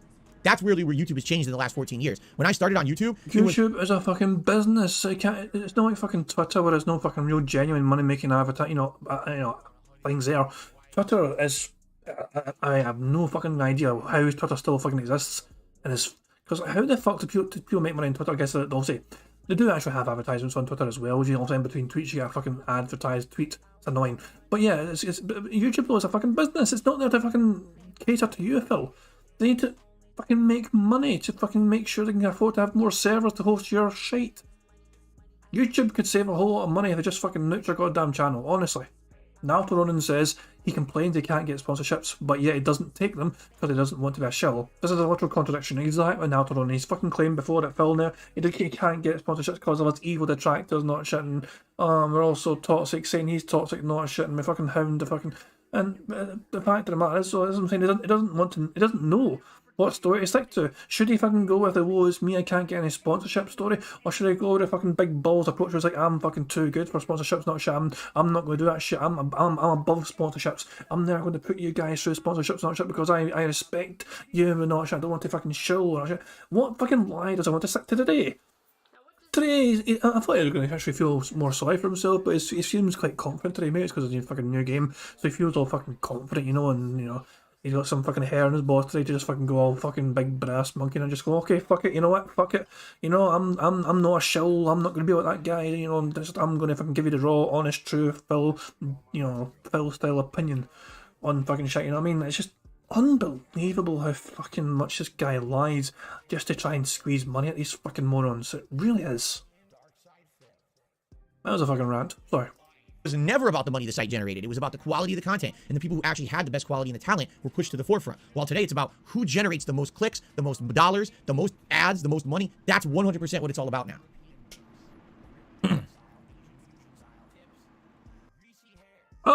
Weezamon says Phil did in reality in response to a question from Lublub. I can rewind if you want. Do that. Their whole life is being a fucking influencer where all they're doing Was it here?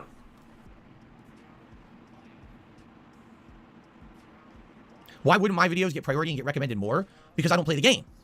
It's an industry that goes hand in hand with each other. If you play the game and you're positive about everything, and then you have paid advertisements and shill content, it hits the algorithm. Why? Because that's what YouTube wants. Why? Because the more companies get promotion on YouTube, the more advertisements hit YouTube, and the more. First question. 2 seconds. 2 seconds. Here's the difference: is you're already an. What's this one? 2 seconds, guys. We can fast forward. Don't worry. I'll fast forward. Alexander, yes, and here's the difference: is you're already an influencer because didn't you say people are waiting to see you play Gotham Knights before they buy it? Yes, but here's the difference, Alexander. I'm actually glad you brought that up. Here's the difference between what I do and what we're describing in the industry. The question was why not take sponsorships from non-gaming? Fuck it. Okay, I'll go back one in. Not prominent. They're. Love says, what about taking sponsorships unrelated to gaming? In reality, I get those. You're right. Okay, Weezamon, that's an incredible spot. Weezamon with a clutch fucking spot. No, I don't think anyone else fucking saw that whatsoever. That's a bingo and we're 2 away. Well done, Weezamon, for fucking that spot, man. We all missed that, I think. Let me fast forward to fuck at this. One, there's no NDA. Games that lock you full. Why? If you play the game, as there was a lengthy segment about this. I think people want to see. Okay, now all right. So we've basically gone on a very long, lengthy segment about this. I think people want to see Plague Tale. I don't even want to talk about this any longer. By the way, I got a tip. Thank you to whoever this was. A $10 tip from Burnt Zapato. He says, "Have some cheese." What the fuck's going on? Is this me? Is this me or is no? It's actually me. Oh shit, me. Why is it stopped? I'm like half an hour behind Phil. 2 seconds. Let me go forward a bit, then go back. Okay. Just get priority and get recommended more because being a fucking influencer where all they do is pay the industry that from each other. If you play the game and you're generated, it was about the quality of the content, the most dollars. Come on. Play normal now. Fucking just get on with it, Phil. So that freezing up there was my fault, because it's because I went forward and then back and then forward again, and YouTube kind of fucked up a wee bit, but it's okay. I think it's okay now.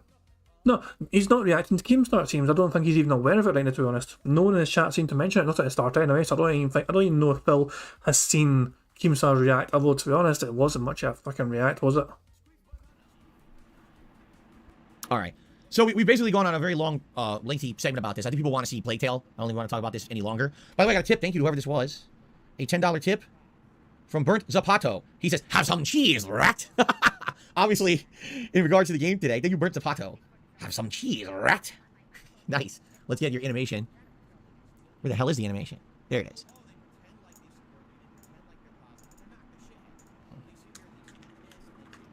Thank you, Burnt Zapato, for the first tip of the day. $10. I appreciate that very much. Okay. All right. And what's going on, Jay? Good to see you here today. With that, I think I pretty much covered everything I wanted to talk about. I'll just allow me to just end this with a quick summary. All right. You ultimately, as a viewer and a consumer of content, have the power to dictate the future of content on the internet. You may not feel like you have that power. You absolutely do. Okay. Through what you watch and what you support. That is a camera point. We are one away. All I have to do is fucking talk about us, and we have a full house.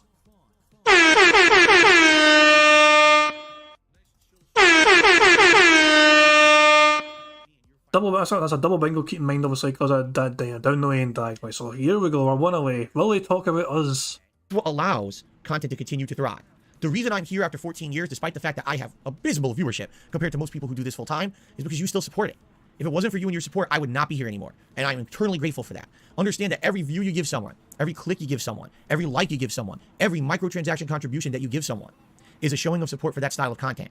Every time you watch a millionaire run an ad, chill a product, and you still watch and you still support, you're supporting that practice. And that's in your power to do.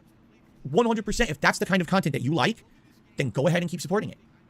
The rich keep getting richer. That's how this process works. And that's how YouTube and Twitch want it to work. They want to keep that same class of people at the top because they generate the most revenue for the business. But is that necessarily the best content? Do you want the content 95% of the time that you watch on these sites to be ads?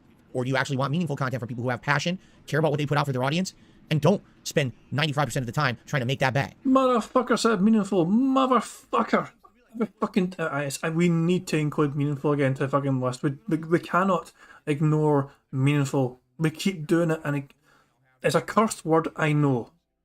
I might bring it back tomorrow for one day only as a centre square.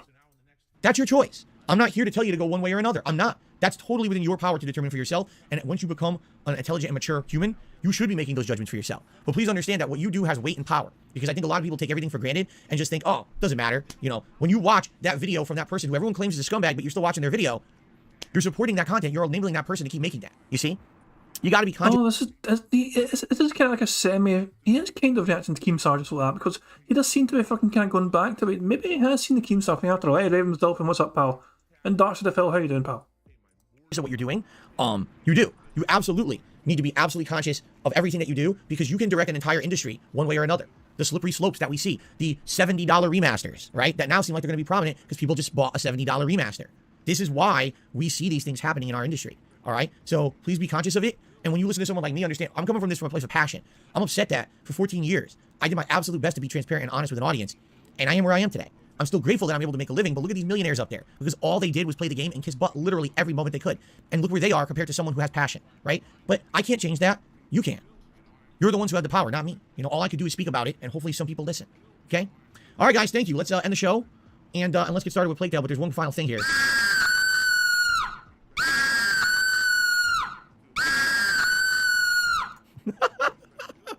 I do it every day. Some people still fall for it. I don't think many of you are falling for that anymore, right? I think at this point you're just expecting it. Oh well. We still got less than 2 weeks for it, so. Okay,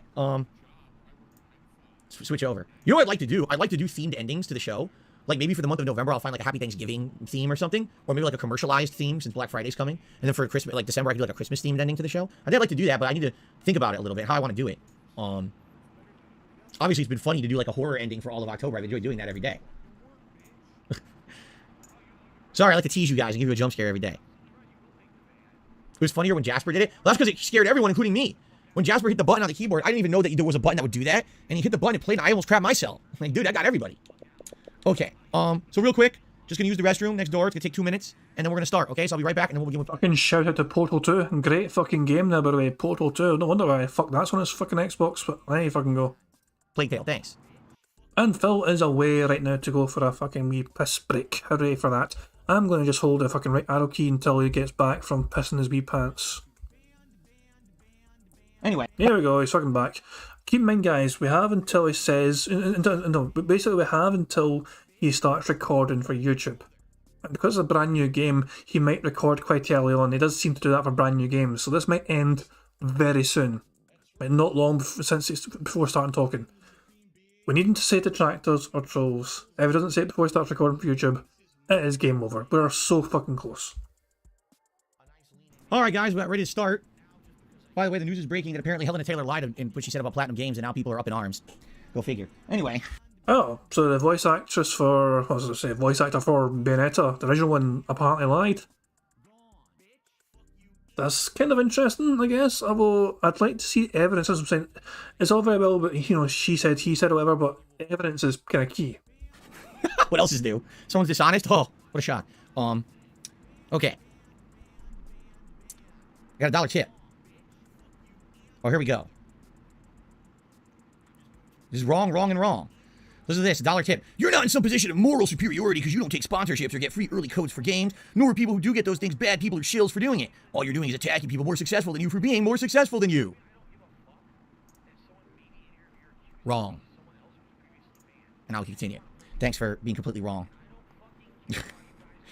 Again, enjoy your industry of people who just advertise to you constantly, if that's really what you want. How do you not understand that's what you get? If you spend $70 on a remaster that's not even a remaster, you will get continuous remasters that are $70 that are just not worth the money because people are dumb enough to keep buying them. If you support content creators that all they do is shill to you, all you will get are content creators that shill to you under the guise of content creation. This is not rocket science, and the fact that you defend that kind of behavior just proves that you're an idiot. That's all it is, just proves you're dumb. You're too ignorant to understand how business works. I mean, this is how business has always worked in every entertainment medium. So it's either you're smart or you're stupid. So there you go. Okay. Daki, that's not what that email was. He says, what's the difference between doing the Street Fighter 6 beta or the playtest email I got from Hogwarts? I didn't get a playtest email from Hogwarts. That was a third-party agency hired to promote Hogwarts. What they wanted me to do was run Hogwarts promotional videos on my streams. So, for example, I'd be doing my podcast and say, now a word from our sponsor, and play you a 5 to 8 minute video of Hogwarts advertising the game. That's all it was. That's not me playing the game and reviewing it. That's just me advertising it. That's what they want to do. So there you go. Okay. Let's do it. You guys ready? Are you ready? Oh, the end is nice. Yes, she did lie about them only offering her 4K, supposedly. Bloomberg apparently blew the lid off the story today, saying that they have concrete evidence that Helena Taylor was offered $3,000 to $4,000 per session. It was going to be a minimum of several different sessions. She didn't like that, so then she came back to them with a 6-figure ask of what she wanted. They blatantly turned it down, said, no, that's way too much, and then she said, all right, and she closed off negotiations, and then she decided to make that video this week because she was upset that Jennifer Hale took the job. So apparently the whole thing is a lie. Even though you can still argue, let's say she did 4 sessions at $4,000 each, so $16,000 to be the main character of a video game. You know, again, you can argue, is that legit or not? You know, that's your own subjective call to make. If you think that's enough compensation or not. We're still going to I think what it is she probably looked at top voice actors in the industry that have been doing things like mocap and things like that recently, because some of these voice actors have been actually mocapping their characters and stuff as if they're movie actors, right? And likely those people are getting paid a lot more. In which case that makes sense, but. Again, I didn't read the full story. I just saw the initial tweet from Bloomberg, and I'm like, uh-oh, here we go. So I guess we'll be talking about this tomorrow on the show. And once more information emerges, because it's literally happening live right now. The information's coming out, so. Okay. All right, are we ready? Here we go. All right, 3 years later. Son of a bitch, he's recording for YouTube. I had one more wee sneaky snorting at the end there, so I got 24 snorts altogether, but that is the end of Bingo. We were one away. He never once said troll or detractor. We were so fucking close. But, well, that's life, I guess. Shit happens. Phil Burnell disappointing us as usual. But nothing we can do. I'm not even going to fucking bother what he's fucking got today or whatever, you know, or how many fucking tips he's got so far. Fuck that shit. Don't care. Phil is Phil, he's an arsehole. Who cares? I am going to end the stream there. I'm going to end it how I always end it, guys, with Pixar animations, amazing me video, notorious PIG contributions. But guys, thank you so much for joining me for today's bingo. I really did appreciate it. I appreciate everyone's support. People keep me right on bingo cards. Some things I missed on the card. You guys were on the fucking ball to say, hey, you dumb bastard, you fucking missed something, go back. You guys on the ball far more than I am tonight. No, I really do appreciate it. So thank you very much. And also for people supporting as well, like super chats, not shit. I'm very, very grateful to anything you guys are willing to give me, you know what I mean, as you know what I mean, so you guys are so fucking kind. I'll see you tomorrow for some more DSP bingo, if you wish to join me with Phil's final, bingo of, his week, before he's off on Thursday. And I'm not sure if I'm going to be here on Friday yet, but we'll worry about that closer to the time. But for now, though, enjoy the rest of your Tuesday, how you wish to enjoy and spend it, and I'll see you guys tomorrow for some more DSP bingo, if you wish to join me for that. So until then, hope you guys have a good one, I'll catch you all later. Peace out. On September 14th, a pre-authorized payment of $16.51 from PayPal.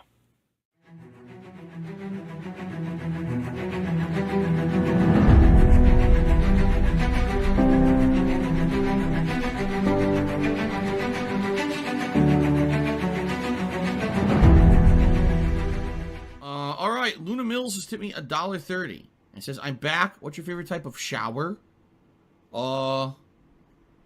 When you're showered in money, when you go outside, all of a sudden, greenbacks start falling from the sky, and you raise your face up, you're like, oh, you start dancing, you go, oh, money, money, yeah, yeah.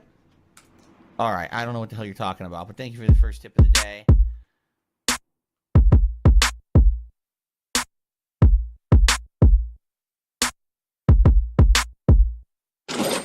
Money, money, yeah, yeah.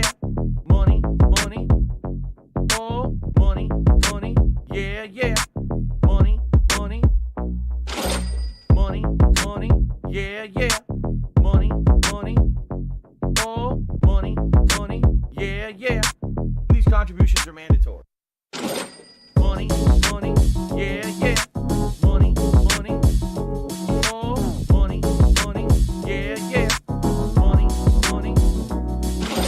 money, money, yeah, yeah. Money, money, oh, money, money, yeah, yeah. These contributions are mandatory.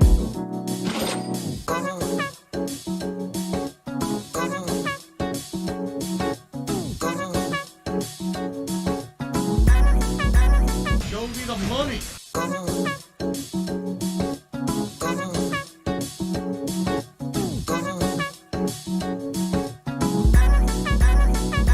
Free. Money, money, yeah, yeah. Money, money, oh, money, money, yeah, yeah.